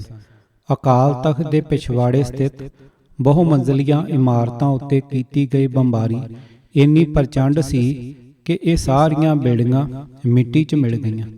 ਭਾਰੀ ਅਤੇ ਪ੍ਰਚੰਡ ਬੰਬਾਰੀ ਦਾ ਸਬੂਤ ਮਲਬੇ 'ਚ ਡਿੱਗੇ ਹੋਏ ਲੋਹੇ ਦੇ ਭਾਰੀ ਗਾਡਰਾਂ ਤੋਂ ਮਿਲ ਰਿਹਾ ਸੀ ਜੋ ਵਿੰਗੇ ਹੋਏ ਪਏ ਸਨ। ਮੈਂ 4 ਚੁਫੇਰੇ ਹੋਈ ਇਸ ਭਿਆਨਕ ਤਬਾਹੀ ਦਾ ਖੌਫਨਾਕ ਦ੍ਰਿਸ਼ ਆਪਰੇਸ਼ਨ ਬਲੂ ਸਟਾਰ ਤੋਂ ਬਾਅਦ 17 ਜੂਨ 1984 ਨੂੰ ਅੱਖੀਂ ਦੇਖਿਆ। ਫੌਜੀ ਜਨਰਲਾਂ ਨੇ ਇਹ ਬਿਲਕੁਲ ਝੂਠ ਬੋਲਿਆ ਸੀ ਕਿ ਉਹਨਾਂ ਦਰਬਾਰ ਸਾਹਿਬ ਉੱਪਰ ਇੱਕ ਵੀ ਗੋਲੀ ਨਹੀਂ ਚਲਾਈ। ਮੈਂ ਖੁਦ ਦਰਬਾਰ ਸਾਹਿਬ ਦੇ ਅੰਦਰ ਬਾਹਰ ਬੰਦੂਕਾਂ ਦੀਆਂ ਗੋਲੀਆਂ ਕਾਰਨ ਪਏ 250 ਮਗੋਰੇ ਗਿਣੇ। ਦਰਅਸਲ ਦਰਬਾਰ ਸਾਹਿਬ ਸਮੂਹ ਦੇ ਅੰਦਰ ਕੋਈ ਵੀ ਅਜਿਹੀ ਇਮਾਰਤ ਜਾਂ ਕਮਰਾ ਨਹੀਂ ਸੀ ਜਿਸ ਤੇ ਗੋਲੀਆਂ ਨਾਲ ਮਗੋਰੇ ਨਾ ਪੈ ਗਏ ਹੋਣ। ਅਕਾਲ ਤਖਤ ਦੀ ਤਬਾਹੀ, ਖਾਲਸਾ ਪੰਥ ਦੀ ਇੱਛਾ ਸ਼ਕਤੀ ਅਤੇ ਜੋਸ਼ ਨੂੰ ਤਹਿਸ ਨਹਿਸ ਕਰਨ ਦਾ ਹੀ ਯਤਨ ਸੀ ਅਤੇ ਅਕਾਲ ਤਖਤ ਤੇ ਵਰਾਈ ਹਰੇਕ ਗੋਲੀ ਨੇ ਖਾਲਸਾ ਪੰਥ ਦੇ ਹਰੇਕ ਮੈਂਬਰ ਦੇ ਮਨ ਨੂੰ ਜ਼ਖਮੀ ਕੀਤਾ। ਮੁੱਕਦੀ ਗੱਲ ਕਿ ਲੌਂਗੋਵਾਲ ਬਲਵੰਤ ਸਿੰਘ ਅਤੇ ਅਜਿਹੇ ਹੋਰ ਗਦਾਰਾਂ ਤੋਂ ਛੁੱਟ ਪੂਰੀ ਸਿੱਖ ਕੌਮ ਦੇ ਹਿਰਦੇ ਬਲੂੰਦਰੇ ਗਏ। 7 ਜੂਨ 1984 ਫੌਜ ਦੀ ਮੁੱਖ ਕਾਰਵਾਈ 7 ਜੂਨ ਦੀ ਸਵੇਰ ਨੂੰ ਸਮਾਪਤ ਹੋ ਗਈ। ਅਨਮੋਲ ਇਤਿਹਾਸਕ ਲਿਖਤਾਂ, ਸਿੱਖ ਗੁਰੂ ਸਾਹਿਬਾਨਾਂ ਦੀਆਂ ਹੱਥ ਲਿਖਤਾਂ ਅਤੇ ਗੁਰੂ ਗ੍ਰੰਥ ਸਾਹਿਬ ਦੀਆਂ ਹੱਥ ਲਿਖਤ ਬੀੜਾਂ ਸਮੇਤ ਹੋਰ ਧਾਰਮਿਕ ਗ੍ਰੰਥਾਂ ਨੂੰ ਸੁਰੱਖਿਅਤ ਸੰਭਾਲੀ ਬੈਠੀ ਸਿੱਖ ਰੈਫਰੈਂਸ ਲਾਇਬ੍ਰੇਰੀ ਦੀ ਇਮਾਰਤ ਨੂੰ ਫੌਜ ਵੱਲੋਂ ਅੱਗ ਲਾਉਣ ਦੇ ਨਾਲ ਇੱਕ ਦਿਨ ਦਾ ਚੜ੍ਹਾਅ ਸ਼ੁਰੂ ਹੋਇਆ। ਫੌਜ ਨੇ 7 ਜੂਨ ਨੂੰ ਗਿਣੀ ਮਿਥੀ ਸਾਜ਼ਿਸ਼ ਤਹਿਤ ਲਾਇਬ੍ਰੇਰੀ ਨੂੰ ਅੱਗ ਲਗਾਈ। ਇਹ ਕੋਰਾ ਝੂਠ ਹੈ ਕਿ ਇਹ ਅੱਗ ਜੁਝਾਰੂ ਸਿੱਖਾਂ ਅਤੇ ਫੌਜ ਦਰਮਿਆਨ ਹੋਈ ਦਵੱਲੀ ਫਾਇਰਿੰਗ ਦੌਰਾਨ ਦੁਰਘਟਨਾ ਪੂਰਵਕ ਲੱਗੀ ਸੀ ਅਤੇ ਇਹ ਹੋਰ ਵੀ ਹਾਸੋਹੀਣਾ ਅਤੇ ਅਸ਼ਲੀਲ ਝੂਠ ਹੈ ਕਿ ਜਦੋਂ ਭਾਰਤੀ ਫੌਜ ਨੇ ਅੱਗ ਬੁਝਾਉਣ ਦੀ ਕੋਸ਼ਿਸ਼ ਕੀਤੀ ਤਾਂ ਸਿੱਖ ਜੁਝਾਰੂਆਂ ਨੇ ਉਹਨਾਂ ਉੱਪਰ ਫਾਇਰਿੰਗ ਕਰਕੇ ਉਹਨਾਂ ਨੂੰ ਅੱਗ ਬੁਝਾਉਣ ਤੋਂ ਰੋਕੀ ਰੱਖਿਆ। ਆਪਣੇ ਹੀ ਮੱਤ ਦੇ ਅਤੇ ਆਪਣੇ ਹੀ ਗੁਰੂਆਂ ਵੱਲੋਂ ਲਿਖੇ ਗਏ ਧਾਰਮਿਕ ਗ੍ਰੰਥਾਂ ਨੂੰ ਕੌਣ ਆਪ ਹੀ ਨਸ਼ਟ ਕਰ ਸਕਦਾ ਹੈ? ਇਹ ਵਿਚਾਰ ਮੁਕੰਮਲ ਰੂਪ 'ਚ ਬੇਹੂਦਾ ਅਤੇ ਕੋਝਾ ਪ੍ਰਤੀਕ ਹੁੰਦਾ ਹੈ। ਭਾਰਤੀ ਫੌਜ ਵੱਲੋਂ ਆਪਰੇਸ਼ਨ ਬਲੂ ਸਟਾਰ ਦੌਰਾਨ ਸਿੱਖਾਂ ਉੱਪਰ ਢਾਹੇ ਗਏ ਜ਼ੁਲਮ ਬੇਹੱਦ ਭਿਅੰਕਰ ਅਤੇ ਸਦਮਾ ਪਹੁੰਚਾਉਣ ਵਾਲੇ ਸਨ। ਬਜ਼ੁਰਗ, ਨੌਜਵਾਨ ਅਤੇ ਬੱਚਿਆਂ ਸਮੇਤ ਸਭ ਸਿੱਖਾਂ ਨੂੰ ਬੇਰਹਿਮੀ ਨਾਲ ਕਤਲ ਕੀਤਾ ਗਿਆ। ਔਰਤਾਂ ਨਾਲ ਫੌਜੀ ਜਵਾਨਾਂ ਨੇ ਬਲਾਤਕਾਰ ਕੀਤੇ। ਨਾਲ ਲੱਗਦੀਆਂ ਨਿੱਜੀ ਇਮਾਰਤਾਂ 'ਚੋਂ ਕੀਮਤੀ ਸਮਾਨ ਜਿਵੇਂ ਕਿ ਟੀਵੀ, VCR, ਫਰਿੱਜ ਅਤੇ ਹੋਰ ਬਿਜਲਈ ਯੰਤਰਾਂ ਤੋਂ ਇਲਾਵਾ ਸੋਨੇ ਅਤੇ ਹੀਰਿਆਂ ਦੇ ਗਹਿਣੇ ਆਦਿ ਫੌਜ ਵੱਲੋਂ ਲੁੱਟੇ ਅਤੇ ਹੜੱਪ ਲਏ ਗਏ। ਫੌਜ ਨੇ ਤੋਸ਼ਾਖਾਨੇ ਅਤੇ ਕੰਪਲੈਕਸ ਦੇ ਅੰਦਰੋਂ ਭਾਰੀ ਮਾਤਰਾ 'ਚ ਸੋਨਾ ਬਰਾਮਦ ਕੀਤਾ ਅਤੇ ਹੜੱਪ ਲਿਆ। ਇਸ ਸੋਨੇ ਵਿੱਚ ਸ਼ਰਧਾਲੂਆਂ ਵੱਲੋਂ ਦਿੱਤੇ ਗਏ ਤੋਹਫੇ ਅਤੇ ਭੇਟਾਵਾਂ ਸ਼ਾਮਲ ਸਨ। ਭਾਰਤੀ ਫੌਜ ਦੇ ਸਭ ਜਵਾਨਾਂ ਅਤੇ ਕੁਝ ਅਫਸਰਾਂ ਦੇ ਹੱਥ ਜਿਹੜੀ ਵੀ ਚੀਜ਼ ਲੱਗੀ ਉਸ ਨੂੰ ਚੁੱਕ ਤੁਰੇ। ਇਹ ਜ਼ਿਕਰ ਪਹਿਲਾਂ ਕਰ ਚੁੱਕੇ ਹਾਂ ਕਿ ਫੌਜ ਨੇ ਵਹਿਸ਼ੀਆਨਾ ਢੰਗ ਨਾਲ ਸਿੱਖਾਂ ਦਾ ਕਤਲੇਆਮ ਕੀਤਾ। ਇਸ ਲਈ ਸ਼ਰਧਾਲੂਆਂ ਸਮੇਤ ਉੱਥੇ ਕਤਲ ਕੀਤੇ ਗਏ ਸਿੱਖਾਂ ਦੀ ਗਿਣਤੀ 5000 ਤੋਂ ਘੱਟ ਨਹੀਂ ਸੀ। ਦਰਬਾਰ ਸਾਹਿਬ ਸਮੂਹ ਦੇ ਨਾਲ ਲੱਗਦੀਆਂ ਆਲੇ ਦੁਆਲੇ ਦੀਆਂ ਘੱਟੋ ਘੱਟ 70 ਇਮਾਰਤਾਂ ਨਸ਼ਟ ਹੋ ਗਈਆਂ। ਜਾਨੀ ਨੁਕਸਾਨ ਬਾਰੇ ਉਪਰੋਕਤ ਅੰਦਾਜ਼ਾ ਬਹੁਤ ਦਰਮਿਆਨਾ ਜਿਹਾ ਹੈ। ਮ੍ਰਿਤਕ ਦੇਹਾਂ ਦਾ ਕੋਈ ਯੋਗ ਢੰਗ ਨਾਲ ਪੋਸਟਮਾਰਟਮ ਵੀ ਨਾ ਕਰਵਾਇਆ ਗਿਆ, ਪਰ ਇਹ ਦਿਖਾਵਾ ਕਰਨ ਅਤੇ ਪ੍ਰਭਾਵ ਦੇਣ ਲਈ ਕਿ ਪੋਸਟਮਾਰਟਮ ਕੀਤੇ ਗਏ ਹਨ। ਕੋਈ 100 ਕਲੋਥਾਂ ਮੁਰਦਾ ਘਰ ਵਿੱਚ ਲਿਜਾਈਆਂ ਗਈਆਂ ਜਿੱਥੇ ਗੁਆਂਢੀ ਜ਼ਿਲ੍ਹਿਆਂ ਤੋਂ ਪਹਿਲਾਂ ਤੋਂ ਹੀ ਡਾਕਟਰ ਬੁਲਾਏ ਹੋਏ ਸਨ। ਡਾਕਟਰਾਂ ਨੇ ਕੇਵਲ ਕਾਗਜ਼ੀ ਕਾਰਵਾਈ ਹੀ ਕੀਤੀ। ਕੁਝ ਡਾਕਟਰਾਂ ਜਿਨ੍ਹਾਂ ਨਾਲ ਮੈਂ ਮਗਰੋਂ ਸੰਪਰਕ ਕੀਤਾ ਨੇ ਇਸ ਤੱਥ ਦੀ ਪੁਸ਼ਟੀ ਕੀਤੀ ਕਿ ਕੁਝ ਵਿਅਕਤੀਆਂ ਦੀਆਂ ਲਾਸ਼ਾਂ ਦੇ ਹੱਥ ਪਿੱਛੇ ਬੰਨੇ ਹੋਏ ਸਨ ਅਤੇ ਕਈਆਂ ਦੀਆਂ ਬਾਹਾਂ ਉੱਪਰ ਪੱਗਾਂ ਅਤੇ ਰੱਸੀਆਂ ਦੇ ਨਿਸ਼ਾਨ ਸਨ।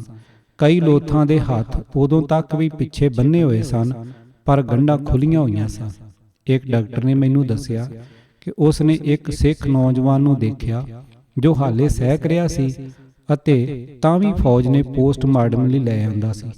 ਡਾਕਟਰ ਨੇ ਇਸ ਮਕਸਦ ਲਈ ਡਿਊਟੀ ਤੇ ਤਾਇਨਾਤ ਫੌਜੀ ਅਫਸਰ ਨੂੰ ਦੱਸਿਆ ਕਿ ਉਸ ਨੌਜਵਾਨ ਨੂੰ ਤੁਰੰਤ ਇਲਾਜ ਹਿੱਤ ਆਪਰੇਸ਼ਨ ਥੀਏਟਰ ਲਿਜਾਇਆ ਜਾਵੇ। ਉਹ ਫੌਜੀ ਅਫਸਰ ਉਸ ਸਾਹ ਲੈ ਰਹੇ ਨੌਜਵਾਨ ਨੂੰ ਲੈ ਗਿਆ, ਉਸ ਦੇ ਗੋਲੀ ਮਾਰ ਦਿੱਤੀ ਅਤੇ ਲੋਥ ਨੂੰ ਡਾਕਟਰ ਕੋਲ ਵਾਪਸ ਲਿਆ ਕੇ ਬੋਲਿਆ, ਇੱਧਰ ਦੇਖੋ, ਇਹ ਮਰ ਚੁੱਕਾ ਹੈ। ਡਾਕਟਰ ਇਹ ਦੇਖ ਕੇ ਇੱਕਦਮ ਚੌਂਕ ਉੱਠਿਆ ਕਿਉਂਕਿ ਉਸ ਨੇ ਮੁਰਦਾ ਘਰ ਦੇ ਬਾਹਰ ਕੁਝ ਪਲ ਪਹਿਲਾਂ ਗੋਲੀ ਚੱਲਣ ਦੀ ਆਵਾਜ਼ ਸੁਣੀ ਸੀ। ਕੀ ਸ਼ੈਤਾਨਾਂ ਅਤੇ ਰਾਖਸ਼ਾਂ ਦੇ ਕਾਰੇ ਭਾਰਤੀ ਫੌਜ ਵੱਲੋਂ ਢਾਏ ਗਏ ਵਹਿਸ਼ੀ ਅਤੇ ਜ਼ੁਲਮੀ ਕਾਰਿਆਂ ਨੂੰ ਮਾਤ ਪਾ ਸਕਦੇ ਹਨ? ਨਹੀਂ, ਕਿਉਂਕਿ ਫੌਜ ਦੇ ਅਫਸਰ ਅਤੇ ਜਵਾਨ ਰਾਖਸ਼ਾਂ ਨੂੰ ਵੀ ਪਿੱਛੇ ਛੱਡ ਗਏ ਸਨ। ਫੌਜ ਦੇ ਕਈ ਸੀਨੀਅਰ ਅਫਸਰਾਂ ਨੇ ਇਹਨਾਂ ਜਾਂਗਲੀ ਅਤੇ ਵਹਿਸ਼ੀ ਕਰਤੂਤਾਂ ਨੂੰ ਇਸ ਦਲੀਲ ਨਾਲ ਜਾਇਜ਼ ਠਹਿਰਾਉਣ ਦੀ ਕੋਸ਼ਿਸ਼ ਕੀਤੀ ਕਿ ਫੌਜੀ ਜਵਾਨ ਆਪਰੇਸ਼ਨ ਨੀਲਾ ਤਾਰਾ ਦੌਰਾਨ ਸਿੱਖ ਜੁਝਾਰੂਆਂ ਹੱਥੋਂ ਅਸਾਧਾਰਨ ਭਾਰੀ ਜਾਨੀ ਨੁਕਸਾਨ ਹੋਣ ਕਾਰਨ ਕ੍ਰੋਧ ਵਿੱਚ ਆ ਗਏ ਸਨ। ਇਹ ਕਿੰਨੀ ਸ਼ਰਮਨਾਕ ਦਲੀਲ ਹੈ ਕਿ ਫੌਜ ਨੇ ਵੀ ਨਿਰਦੋਸ਼ ਯਾਤਰੂਆਂ ਸਣੇ ਹਜ਼ਾਰਾਂ ਸਿੱਖਾਂ ਨੂੰ ਨਹੀਂ ਸੀ ਮਾਰਿਆ। ਵਾਈਟ ਪੇਪਰ ਵਿੱਚ ਦਰਜ ਇਹ ਕਥਨ ਵੀ ਕੋਰਾ ਝੂਠ ਹੈ ਕਿ ਫੌਜ ਨੇ ਕਿਸੇ ਔਰਤ, ਬੱਚੇ ਅਤੇ ਨਿਰਦੋਸ਼ ਸਿੱਖ ਨੂੰ ਨਹੀਂ ਸੀ ਮਾਰਿਆ ਅਤੇ ਦਰਬਾਰ ਸਾਹਿਬ ਤੇ ਕੋਈ ਗੋਲੀ ਨਹੀਂ ਸੀ ਚਲਾਈ। ਫੌਜ ਦੇ ਰਾਖਸ਼ੀ ਕਾਰਿਆਂ ਨੂੰ ਹੋਰ ਵਾਜਬ ਠਹਿਰਾਉਣ ਲਈ ਸਰਕਾਰ ਨੇ ਬੜੀ ਬੇਸ਼ਰਮੀ ਨਾਲ ਇਹ ਦੋਸ਼ ਮੜ੍ਹ ਦਿੱਤਾ ਕਿ ਆਪਰੇਸ਼ਨ ਨੀਲਾ ਤਾਰਾ ਦੌਰਾਨ ਖਾੜਕੂ ਸਿੰਘਾਂ ਨੇ ਵੀ ਫੌਜੀਆਂ ਨੂੰ ਤਸੀਹੇ ਦਿੱਤੇ ਸਨ। ਇਹ ਕਥਨ ਕਿੰਨਾ ਕੁ ਬੇਬੁਨਿਆਦ ਅਤੇ ਹਾਸੋਹੀਣ ਹੈ। ਤਾਕਤਵਰ ਅਤੇ ਜੇਤੂ ਧਿਰਾਂ ਹਮੇਸ਼ਾ ਇਤਿਹਾਸ ਨੂੰ ਆਪਣੇ ਹੱਕ ਵਿੱਚ ਲਿਖ ਲੈਂਦੀਆਂ ਹਨ ਅਤੇ ਆਪਣੇ ਵਿਰੋਧੀਆਂ ਦੇ ਅਕਸ ਤੇ ਕਾਲਖ ਪੋਤ ਕੇ ਇਸ ਨੂੰ ਵਿਗਾੜ ਕੇ ਪੇਸ਼ ਕਰਦੀਆਂ ਹਨ।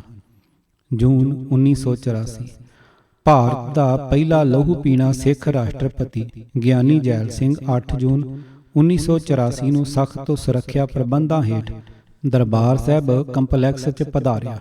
ਉਸ ਨੇ ਦੁੱਧ ਚਿੱਟੀ ਬੇਦਾਗ ਅਚਕਨ ਅਤੇ ਚੂੜੀਦਾਰ ਪਜਾਮਾ ਪਹਿਨੇ ਹੋਏ ਸਨ। ਉਸ ਦੇ ਦੁੱਧ ਚਿੱਟੇ ਅਤੇ ਬਰਫ਼ ਵਾਂਗ ਬੇਦਾਗ ਅਤੇ ਚਮਕੀਲੇ ਪਹਿਰਾਵੇ ਤੇ ਕੇਵਲ ਇੱਕੋ ਇੱਕ ਧੱਬਾ ਉਸ ਦੀ ਅਚਕਨ ਦੇ ਖੱਬੇ ਪਾਸੇ ਟੰਗਿਆ ਹੋਇਆ ਗੁਲਾਬ ਦਾ ਫੁੱਲ ਸੀ। ਉਹ ਲਾਲ ਗੁਲਾਬ ਨੂੰ ਹਿੱਕ ਨਾਲ ਲਾਈ ਦਰਬਾਰ ਸਾਹਿਬ ਅੰਦਰ ਇਉਂ ਟਹਿਲ ਰਿਹਾ ਸੀ ਜਿਵੇਂ ਬਰਾਤੇ ਆਇਆ ਹੋਵੇ। ਉਸ ਨੇ ਉਥੋਂ ਦਾ ਦਰਦਨਾਕ ਦ੍ਰਿਸ਼ ਵੀ ਜ਼ਰੂਰ ਤੱਕਿਆ ਹੋਵੇਗਾ।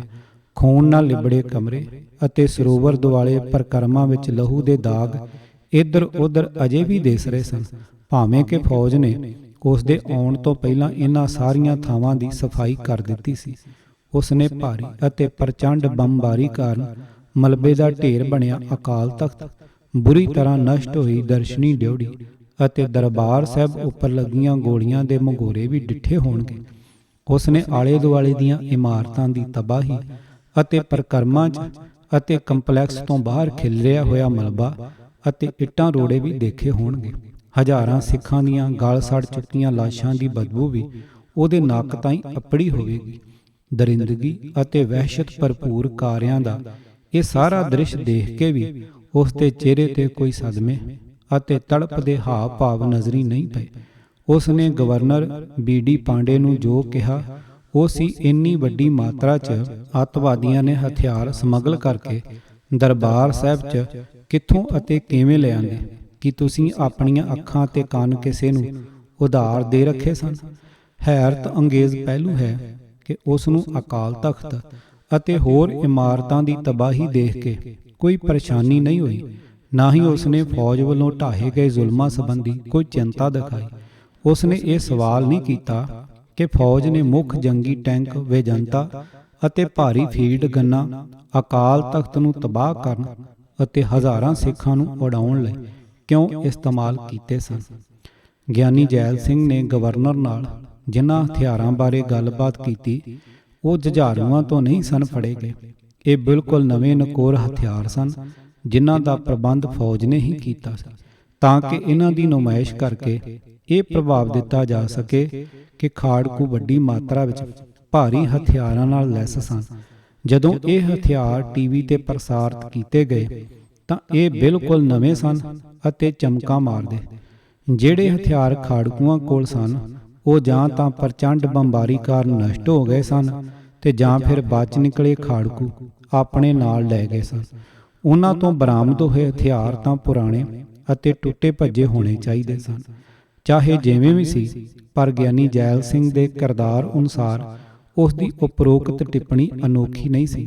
ਉਸ ਕੋਲੋਂ ਜੁਝਾਰੂਆਂ ਖਿਲਾਫ ਕਿਸੇ ਵੀ ਤਰ੍ਹਾਂ ਦੀ ਭਾਸ਼ਾ ਵਰਤਣ ਦੀ ਉਮੀਦ ਕੀਤੀ ਜਾ ਸਕਦੀ ਸੀ। ਇਹ ਉਹੀ ਗਿਆਨੀ ਜੈਲ ਸਿੰਘ ਸੀ ਜਿਸ ਨੇ ਭਾਰਤ ਦੇ ਰਾਸ਼ਟਰਪਤੀ ਦੀ ਸੰਸਥਾ ਦੀ ਚੁਣੇ ਜਾਣ ਤੋਂ ਪਹਿਲਾਂ ਸ਼ਰੇਆਮ ਇਹ ਐਲਾਨ ਕਰ ਮਾਰਿਆ ਸੀ ਕਿ ਜੇ ਮੈਨੂੰ ਇੰਦਰਾ ਗਾਂਧੀ ਕਹੇ ਤਾਂ ਮੈਂ ਉਸ ਦੇ ਕਮਰੇ ਵਿੱਚ ਝਾੜੂ ਫੇਰਨ ਲਈ ਵੀ ਤਿਆਰ ਹਾਂ। ਜੇ ਇਹ ਮਨੁੱਖ ਇੰਨਾ ਗਿਰ ਸਕਦਾ ਸੀ ਤਾਂ ਉਸ ਤੋਂ ਹੋਰ ਕੀ ਆਸ ਰੱਖੀ ਜਾ ਸਕਦੀ ਸੀ। ਸੰਤ ਭਿੰਡਰਾਂਵਾਲੇ ਨੇ ਇਹਦੇ ਬਾਰੇ ਠੀਕ ਕਿਹਾ ਸੀ ਕਿ ਇਹ ਇੰਦਰਾ ਗਾਂਧੀ ਦਾ ਸਿੱਖ ਹੈ, ਗੁਰੂ ਗੋਬਿੰਦ ਸਿੰਘ ਦਾ ਨਹੀਂ। ਗਿਆਨੀ ਨੇ ਆਪਣੀ ਖੁਦਗਰਜ਼ੀ ਰਾਹੀਂ ਇਹ ਸਿੱਧ ਕਰ ਦਿੱਤਾ ਕਿ ਉਹ ਵਾਕਿਆ ਹੀ ਇੰਦਰਾ ਗਾਂਧੀ ਦਾ ਸਿੱਖ ਸੀ, ਜਿਹੜੀ ਕਿ ਸਿੱਖੀ ਤੇ ਕਲੰਕ ਹੈ। ਉਸ ਨੇ ਗਿਆਨੀ ਕਿਰਪਾਲ ਸਿੰਘ ਅਤੇ ਹੋਰਨਾਂ ਨੂੰ ਸਪਸ਼ਟੀਕਰਨ ਦਿੱਤਾ ਕਿ ਉਹ ਦੇਸ਼ ਦਾ ਸੰਵਿਧਾਨਕ ਮੁਖੀ ਹੋਣ ਦੀ ਹੈਸੀਅਤ ਵਿੱਚ ਵੀ ਕੁਝ ਨਹੀਂ ਕਰ ਸਕਿਆ। ਦੂਸਰੇ ਸ਼ਬਦਾਂ 'ਚ ਉਸ ਦਾ ਭਾਵ ਸੀ ਕਿ ਉਹ ਭਾਰਤੀ ਫੌਜ ਨੂੰ ਅਕਾਲ ਤਖ਼ਤ ਤੇ ਹਮਲਾ ਕਰਨੋਂ ਨਹੀਂ ਸੀ ਰੋਕ ਸਕਿਆ। ਜੇ ਉਹ ਇੰਨਾ ਲਾਚਾਰ ਸੀ ਤਾਂ ਉਹ ਫੌਜੀ ਕਾਰਵਾਈ ਵਿਰੁੱਧ ਰੋਸ ਵਜੋਂ ਅਸਤੀਫਾ ਤਾਂ ਦੇ ਸਕਦਾ ਸੀ। ਉਸ ਦਾ ਅਸਤੀਫਾ ਸ਼ਾਇਦ ਇੰਦਰਾ ਗਾਂਧੀ ਨੂੰ ਦਰਬਾਰ ਸਾਹਿਬ ਸਮੂਹ ਤੇ ਹਥਿਆਰਬੰਦ ਫੌਜਾਂ ਚਾੜ੍ਹਨ ਦੇ ਫੈਸਲੇ ਤੇ ਪੁਨਰ ਵਿਚਾਰ ਕਰਨ ਲਈ ਮਜਬੂਰ ਕਰ ਦਿੰਦਾ। ਪਰ ਕੀ ਉਸਨੇ ਅਹੁਦਾ ਤਿਆਗਿਆ? ਬਿਲਕੁਲ ਨਹੀਂ। ਪਰ ਇਸ ਤੋਂ ਪਿੱਛੋਂ ਜਦੋਂ ਹੁਣ ਉਹ ਅਕਾਲ ਤਖ਼ਤ ਤੇ ਹੋਰ ਇਮਾਰਤਾਂ ਦੀ ਭਿਅੰਕਰ ਤਬਾਹੀ ਦੇਖ ਚੁੱਕਾ ਸੀ ਅਤੇ ਸਿੱਖ ਯਾਤਰੂਆਂ ਦੇ ਬੇਦਰਦੀ ਨਾਲ ਕੀਤੇ ਗਏ ਘਾਣ ਤੋਂ ਜਾਣੂ ਹੋ ਚੁੱਕਾ ਸੀ, ਤਾਂ ਉਸ ਨੂੰ ਉਦੋਂ ਹੀ ਅਤੇ ਉੱਥੇ ਹੀ ਅਸਤੀਫਾ ਦੇ ਕੇ ਆਪਣੇ ਗੁਨਾਹਾਂ ਦਾ ਪਛਤਾਤਾਪ ਕਰ ਲੈਣਾ ਚਾਹੀਦਾ ਸੀ। ਸੰਤ ਭਿੰਡਰਾਂਵਾਲੇ ਦੇ ਆਖਰੀ ਪਲ। ਜਿਵੇਂ ਕਿ ਪਹਿਲਾਂ ਜ਼ਿਕਰ ਆ ਚੁੱਕਾ ਹੈ ਕਿ ਹਰੀ ਸਿੰਘ ਸੇਵਾਦਾਰ ਅਨੁਸਾਰ ਸੰਤ ਭਿੰਡਰਾਂਵਾਲਾ 6 ਜੂਨ ਨੂੰ ਸਵੇਰੇ 7:30 ਤੋਂ 8 ਵਜੇ ਦੇ ਦਰਮਿਆਨ ਕੋਠਾ ਸਾਹਿਬ 'ਚ ਪਹੁੰਚੇ ਸਨ ਅਤੇ ਗੁਰੂ ਗ੍ਰੰਥ ਸਾਹਿਬ ਦੇ ਸਨਮੁਖ ਅਰਦਾਸ ਕੀਤੀ ਸੀ। ਇਸ ਤੋਂ ਪ੍ਰਤੱਖ ਹੈ ਕਿ ਉਦੋਂ ਤੱਕ ਸੰਤ ਜਿੰਦਾ ਸੀ। 8 ਵਜੇ ਤੋਂ ਤੁਰੰਤ ਬਾਅਦ ਉਹ ਆਪਣੇ ਕੁਝ ਸਮਰਥਕਾਂ ਸਮੇਤ ਫੌਜ ਨਾਲ ਲੜਾਈ ਜਾਰੀ ਰੱਖਣ ਲਈ ਤਹਿਖਾਨੇ ਨੂੰ ਰਵਾਨਾ ਹੋ ਗਿਆ। ਪਰੰਤੂ ਸਰਕਾਰੀ ਕੰਟਰੋਲ ਹੇਠਲਾ ਟੀਵੀ ਅਤੇ ਰੇਡੀਓ ਨੈਟਵਰਕ ਹਰੀ ਸਿੰਘ ਦੇ ਇਸ ਕਥਨ ਨੂੰ ਝਠਲਾਉਂਦਾ ਹੈ। 7 ਜੂਨ ਨੂੰ ਸਵੇਰੇ 8 ਵਜੇ ਟੀਵੀ ਤੋਂ ਪ੍ਰਸਾਰਿਤ ਖਬਰਾਂ ਦੇ ਬੁਲੇਟਿਨ ਵਿੱਚ ਐਲਾਨ ਕੀਤਾ ਗਿਆ ਕਿ ਸੰਤ ਭਿੰਡਰਾਂਵਾਲੇ ਅਤੇ ਭਾਈ ਅਮਰੀਕ ਸਿੰਘ ਦੀਆਂ ਮ੍ਰਿਤਕ ਦੇਹਾਂ ਅਕਾਲ ਤਖ਼ਤ ਦੇ ਤਹਿਖਾਨੇ 'ਚੋਂ ਮਿਲੀਆਂ ਸਨ। ਇਹ ਸਪਸ਼ਟ ਹੈ ਕਿ ਇਹਨਾਂ ਦੋਹਾਂ 'ਚੋਂ ਇੱਕ ਕਥਨ ਮੰਨਣਯੋਗ ਨਹੀਂ ਹੈ ਅਤੇ ਵਿਸ਼ਵਾਸਯੋਗਤਾ ਤੋਂ ਸੱਖਣਾ ਹੈ। ਸਾਰੇ ਵੇਰਵਿਆਂ ਤੋਂ ਇਉਂ ਪ੍ਰਤੀਤ ਹੁੰਦਾ ਹੈ ਕਿ ਇਸ ਸੰਬੰਧੀ ਹਰੀ ਸਿੰਘ ਦਾ ਕਥਨ ਵਜ਼ਨਦਾਰ ਹੈ। ਵਾਈਟ ਪੇਪਰ ਦਾ ਪਹਿਰਾ 30 ਇੱਥੇ ਮੁੜ ਵਿਚਾਰਨਯੋਗ ਹੈ, ਜੋ ਇਸ ਮੁੱਦੇ ਤੇ ਕੁਝ ਰੌਸ਼ਨੀ ਪਾਉਂਦਾ ਹੈ। ਪਹਿਰਾ 30 'ਚ ਦਰਜ ਹੈ ਕਿ ਅਕਾਲ ਤਖ਼ਤ ਦੀ ਹੇਠਲੀ ਮੰਜ਼ਲ ਅਤੇ ਤਹਿਖਾਨੇ ਤੋਂ ਜਾਰੀ ਮੁਕਾਬਲੇ ਨੂੰ 6-7 ਜੂਨ ਦੀ ਦਰਮਿਆਨੀ ਰਾਤ ਦੌਰਾਨ ਠੱਲਿਆ ਗਿਆ। ਜਦੋਂ ਇਸ ਮੁਕਾਬਲੇ ਨੂੰ ਮੁਕੰਮਲ ਤੌਰ ਤੇ ਠੱਲ ਦਿੱਤਾ ਗਿਆ ਤਾਂ ਫੌਜ ਨੇ ਹੇਠਲੀ ਮੰਜ਼ਲ ਅਤੇ ਤਹਿਖਾਨੇ ਦੀ ਬਾਰੀਕੀ ਨਾਲ ਛਾਣਬੀਣ ਕੀਤੀ। ਸੰਤ ਭਿੰਡਰਾਂਵਾਲੇ ਅਤੇ ਭਾਈ ਅਮਰੀਕ ਸਿੰਘ ਦੀਆਂ ਮ੍ਰਿਤਕ ਦੇਹਾਂ 34 ਹੋਰ ਮ੍ਰਿਤਕ ਦੇਹਾਂ ਸਮੇਤ ਅਕਾਲ ਤਖ਼ਤ ਦੀ ਹੇਠਲੀ ਮੰਜ਼ਲ ਤੋਂ ਮਿਲੀਆਂ। ਦੂਜੇ ਵਾਕ ਵਿੱਚ ਪ੍ਰਯੋਗ ਕੀਤਾ ਗਿਆ ਸ਼ਬਦ ਮੁਕੰਮਲ ਬਹੁਤ ਮਹੱਤਵਪੂਰਨ ਹੈ ਅਤੇ ਸਪਸ਼ਟ ਪ੍ਰਗਟ ਕਰਦਾ ਹੈ ਕਿ 7 ਜੂਨ ਦੀ ਸਵੇਰ ਅਕਾਲ ਤਖ਼ਤ ਦੀ ਹੇਠਲੀ ਮੰਜ਼ਲ ਅਤੇ ਤਹਿਖਾਨੇ ਅੰਦਰੋਂ ਲੜਾਈ ਜਾਰੀ ਸੀ ਜਾਂ ਇਸ ਤੋਂ ਬਾਅਦ ਤੱਕ ਵੀ ਚੱਲਦੀ ਰਹੀ। ਇੱਥੇ ਸੰਤ ਭਿੰਡਰਾਂਵਾਲੇ ਦੇ ਭਰਾਤਾ ਕੈਪਟਨ ਹਰਚਰਨ ਸਿੰਘ ਦੀ ਸ਼ਾਦੀ ਵੀ ਬਹੁਤ ਸਾਰਥਕ ਹੈ। ਉਸ ਦਾ ਕਹਿਣਾ ਹੈ ਕਿ ਫੌਜ ਦੇ ਅਧਿਕਾਰੀਆਂ ਨੇ ਉਸ ਦੇ ਭਰਾ ਦੀ ਮ੍ਰਿਤਕ ਦੇਹ, ਜੋ ਦਰਬਾਰ ਸਾਹਿਬ ਦੇ ਮੁੱਖ ਦੁਆਰ ਦੇ ਅੰਦਰ ਬਰਫ਼ ਦੀ ਸਿੱਲ ਉੱਪਰ ਪਈ ਹੋਈ ਸੀ, ਉਸ ਨੂੰ 7 ਜੂਨ ਨੂੰ ਬਾਅਦ ਦੁਪਹਿਰ 3:30 ਵਜੇ ਦਿਖਾਈ ਅਤੇ ਇਹ ਪਛਾਣ ਤੋਂ ਬਾਹਰੀ ਸੀ। ਜਿਹੜੇ ਡਾਕਟਰਾਂ ਨੇ ਸੰਤ ਭਿੰਡਰਾਂਵਾਲੇ ਦੀ ਪੋਸਟਮਾਰਟਮ ਰਿਪੋਰਟ ਤਿਆਰ ਕੀਤੀ ਸੀ, ਉਸ ਦਾ ਬਿਆਨ ਕਿ ਮ੍ਰਿਤਕ ਦੇ ਮੂੰਹ ਦਾ ਸੱਜਾ ਪਾਸਾ ਬੰਬ ਧਮਾਕੇ ਨਾਲ ਇੰਨੀ ਬੁਰੀ ਤਰ੍ਹਾਂ ਫੱਟੜ ਅਤੇ ਵਿਗੜਿਆ ਹੋਇਆ ਸੀ ਕਿ ਉਹ ਪਛਾਣ ਤੋਂ ਬਾਹਰ ਸੀ, ਵੀ ਹਰਚਰਨ ਸਿੰਘ ਦੇ ਕਥਨ ਦੀ ਪ੍ਰੋੜਤਾ ਕਰਦਾ ਹੈ। ਪੋਸਟਮਾਰਟਮ ਰਿਪੋਰਟ ਵਿੱਚ ਪੋਸਟਮਾਰਟਮ ਕੀਤੇ ਜਾਣ ਦਾ ਸਮਾਂ ਸ਼ਾਮ ਦੇ 8 ਵਜੇ ਦਾ ਦਰਜ ਹੈ, ਜਦੋਂ ਕਿ ਮੁਰਦਾ ਘਰ ਵਿੱਚ ਦੇਹ ਨੂੰ ਸ਼ਾਮ 7:30 ਵਜੇ ਲਿਜਾਇਆ ਗਿਆ। ਇਸ ਦਾ ਭਾਵ ਹੈ ਕਿ ਕਥਿਤ ਪੋਸਟਮਾਰਟਮ ਸ਼ਾਮ 8 ਵਜੇ ਕੀਤਾ ਗਿਆ, ਪਰੰਤੂ ਇਹ ਤੱਥ ਵੀ ਅੰਮ੍ਰਿਤਸਰ ਦੇ ਡੀਸੀ, SSP ਅਤੇ ਪੰਜਾਬ ਸਰਕਾਰ ਦੇ ਸਿਹਤ ਸੇਵਾਵਾਂ ਦੇ ਡਾਇਰੈਕਟਰ ਵੱਲੋਂ ਬਿਆਨ ਕੀਤੇ ਤੱਥਾਂ ਨਾਲ ਝੂਠਾ ਸਿੱਧ ਹੁੰਦਾ ਹੈ।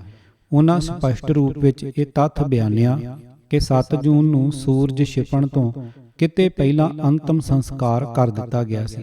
ਇਵੇਂ ਸਹਿਜੇ ਹੀ ਸਿੱਟਾ ਨਿਕਲਦਾ ਹੈ ਕਿ ਵਾਸਤਵ ਵਿੱਚ ਸੰਤ ਭਿੰਡਰਾਂਵਾਲੇ ਦਾ ਕੋਈ ਪੋਸਟਮਾਰਟਮ ਨਹੀਂ ਕੀਤਾ ਗਿਆ ਅਤੇ ਕੇਵਲ ਡਾਕਟਰਾਂ ਵੱਲੋਂ ਰਸਮੀ ਰਿਪੋਰਟ ਹੀ ਤਿਆਰ ਕਰ ਲਈ ਗਈ ਸੀ। ਡਾਕਟਰਾਂ ਨੇ ਵੀ ਬਾਅਦ ਵਿੱਚ ਇਸ ਹਕੀਕਤ ਦੀ ਪੁਸ਼ਟੀ ਕਰ ਦਿੱਤੀ ਸੀ। ਸੰਤ ਦੇ ਚਿਹਰੇ ਦਾ ਸੱਜਾ ਪਾਸਾ ਉੱਡ ਜਾਣ ਤੋਂ ਇਲਾਵਾ ਉਸ ਦੇ ਸਮੁੱਚੇ ਸਰੀਰ ਤੇ ਦਰਜਨ ਤੋਂ ਵੀ ਵੱਧ ਗੋਲੀਆਂ ਦੇ ਜ਼ਖਮ ਲੱਗੇ ਸਨ। ਇਸ ਤਰ੍ਹਾਂ ਇਹ ਕਾਫੀ ਹੱਦ ਤੱਕ ਸਿੱਧ ਹੁੰਦਾ ਹੈ ਕਿ ਸੰਤ ਭਿੰਡਰਾਂਵਾਲੇ ਨੇ 6 ਜੂਨ 1984 ਦੀ ਸਵੇਰ 8 ਵਜੇ ਤੋਂ ਬਾਅਦ ਕਿਸੇ ਵਕਤ ਅਕਾਲ ਤਖਤ ਤੋਂ ਫੌਜ ਨਾਲ ਲੜਦਿਆਂ ਸ਼ਹਾਦਤ ਦਾ ਜਾਮ ਪੀ ਲਿਆ ਸੀ। ਇਸ ਲਈ ਕੁਝ ਜਨੂਨੀ ਹਿੰਦੂ ਪੱਤਰਕਾਰਾਂ ਜਾਂ ਲੇਖਕਾਂ ਵੱਲੋਂ ਫੈਲਾਈਆਂ ਅਫਵਾਹਾਂ ਅਤੇ ਜਤਾਏ ਗਏ ਦਾਅਵੇ ਕਿ 6 ਜਾਂ 7 ਜੂਨ ਨੂੰ ਸੰਤ ਨੇ ਫੌਜ ਅੱਗੇ ਆਤਮ ਸਮਰਪਣ ਕਰ ਦਿੱਤਾ ਸੀ ਅਤੇ ਮਗਰੋਂ ਉਸ ਨੂੰ ਗੋਲੀ ਮਾਰ ਦਿੱਤੀ ਗਈ ਸੀ, ਸਭ ਤਵੱਸਬੀ ਅਤੇ ਬੇਤੁਕੇ ਹਨ। ਅਜਿਹੇ ਸ਼ਰਾਰਤੀ ਅਨਸਰਾਂ ਨੇ ਮੰਦ ਭਾਵਨਾ ਤਹਿਤ ਸੰਤ ਜਰਨੈਲ ਸਿੰਘ ਭਿੰਡਰਾਂਵਾਲੇ ਦੀ ਵੀਰਤਾ ਪੂਰਨ ਕੁਰਬਾਨੀ ਨੂੰ ਘੱਟੇ ਮਿੱਟੀ ਰੋਲਣ ਅਤੇ ਮਹੱਤਵਹੀਣ ਬਣਾਉਣ ਦਾ ਯਤਨ ਕੀਤਾ ਸੀ। ਇਸ ਪ੍ਰਮਾਣਿਤ ਤੱਥ ਕਿ ਸੰਤ ਭਿੰਡਰਾਂਵਾਲਾ ਸ਼ਹੀਦੀ ਪ੍ਰਾਪਤ ਕਰ ਗਏ ਸਨ ਦੇ ਬਾਵਜੂਦ ਮੈਂ ਇਹ ਪੁਸਤਕ ਲਿਖਣ ਤੋਂ ਪਹਿਲਾਂ ਸੰਤ ਜੀ ਦੇ ਪਿਤਾ ਬਾਬਾ ਜੋਗਿੰਦਰ ਸਿੰਘ ਜੀ ਦੀ ਰਾਏ ਲੈਣੀ ਮੁਨਾਸਬ ਸਮਝੀ। ਉਹਨਾਂ ਬੜੀ ਦ੍ਰਿੜਤਾ ਪੂਰਵਕ ਕਿਹਾ ਕਿ ਸੰਤ ਚੜ੍ਹਦੀ ਕਲਾ ਵਿੱਚ ਹਨ, ਭਾਵ ਕਿ ਸੰਤ ਜ਼ਿੰਦਾ ਹਨ ਅਤੇ ਚੜ੍ਹਦੀ ਕਲਾ 'ਚ ਹਨ। ਅਜਿਹਾ ਹੀ ਦਾਅਵਾ ਦਮਦਮੀ ਟਕਸਾਲ ਦੇ ਐਕਟਿੰਗ ਜਥੇਦਾਰ ਬਾਬਾ ਠਾਕੁਰ ਸਿੰਘ ਜੀ ਨੇ ਕੀਤਾ। ਉਹਨਾਂ ਨੇ ਇਹ ਰਹੱਸਮਈ ਸ਼ਬਦ ਉਹਨਾਂ ਦੇ ਆਤਮਾ ਦੇ ਅਮਰ ਹੋਣ ਸੰਬੰਧੀ ਵਿਸ਼ਵਾਸ ਦਾ ਪ੍ਰਤੀਬਿੰਬ ਹਨ ਅਤੇ ਇਹ ਸੰਕੇਤ ਕਰਦੇ ਹਨ ਕਿ ਸ਼ਹੀਦ ਕਦੇ ਨਹੀਂ ਮਰਦੇ, ਉਹ ਹਮੇਸ਼ਾ ਜ਼ਿੰਦਾ ਰਹਿੰਦੇ ਹਨ। ਇਸ ਲਈ ਸੰਤ ਜਰਨੈਲ ਸਿੰਘ ਭਿੰਡਰਾਂਵਾਲੇ ਦੀ ਅਮਰ ਆਤਮਾ ਖਾਲਸੇ ਦੇ ਮਨਾਂ ਅੰਦਰ ਹਮੇਸ਼ਾ ਵਸਦੀ ਜ਼ਿੰਦਾ ਰਹੇਗੀ ਅਤੇ ਉਹਨਾਂ ਨੂੰ ਅਣਖ ਨਾਲ ਜੀਣ ਅਤੇ ਸ਼ਾਨ ਨਾਲ ਮਰਨ ਦੀ ਪ੍ਰੇਰਨਾ ਦਿੰਦੀ ਰਹੇਗੀ। ਕਿਤਾਬ ਜਾਂਬਾਜ਼ ਰਾਖਾ ਅਧਿਆਇ 7ਵਾਂ। ਲੇਖਕ A.R. ਦਰਸ਼ੀ, ਅਨੁਵਾਦਕ ਪ੍ਰੋਫੈਸਰ ਕੁਲਬੀਰ ਸਿੰਘ, ਆਵਾਜ਼ ਗੁਰਜੰਟ ਸਿੰਘ ਰੂਪਵਾਲੀ। ਪੂਰੀ ਕਿਤਾਬ ਸੁਣਨ ਵਾਸਤੇ YouTube channel Gurjant Singh Rupwali subscribe ਕਰੋ। ਵਾਹਿਗੁਰੂ ਜੀ ਕਾ ਖਾਲਸਾ, ਵਾਹਿਗੁਰੂ ਜੀ ਕੀ ਫਤਿਹ।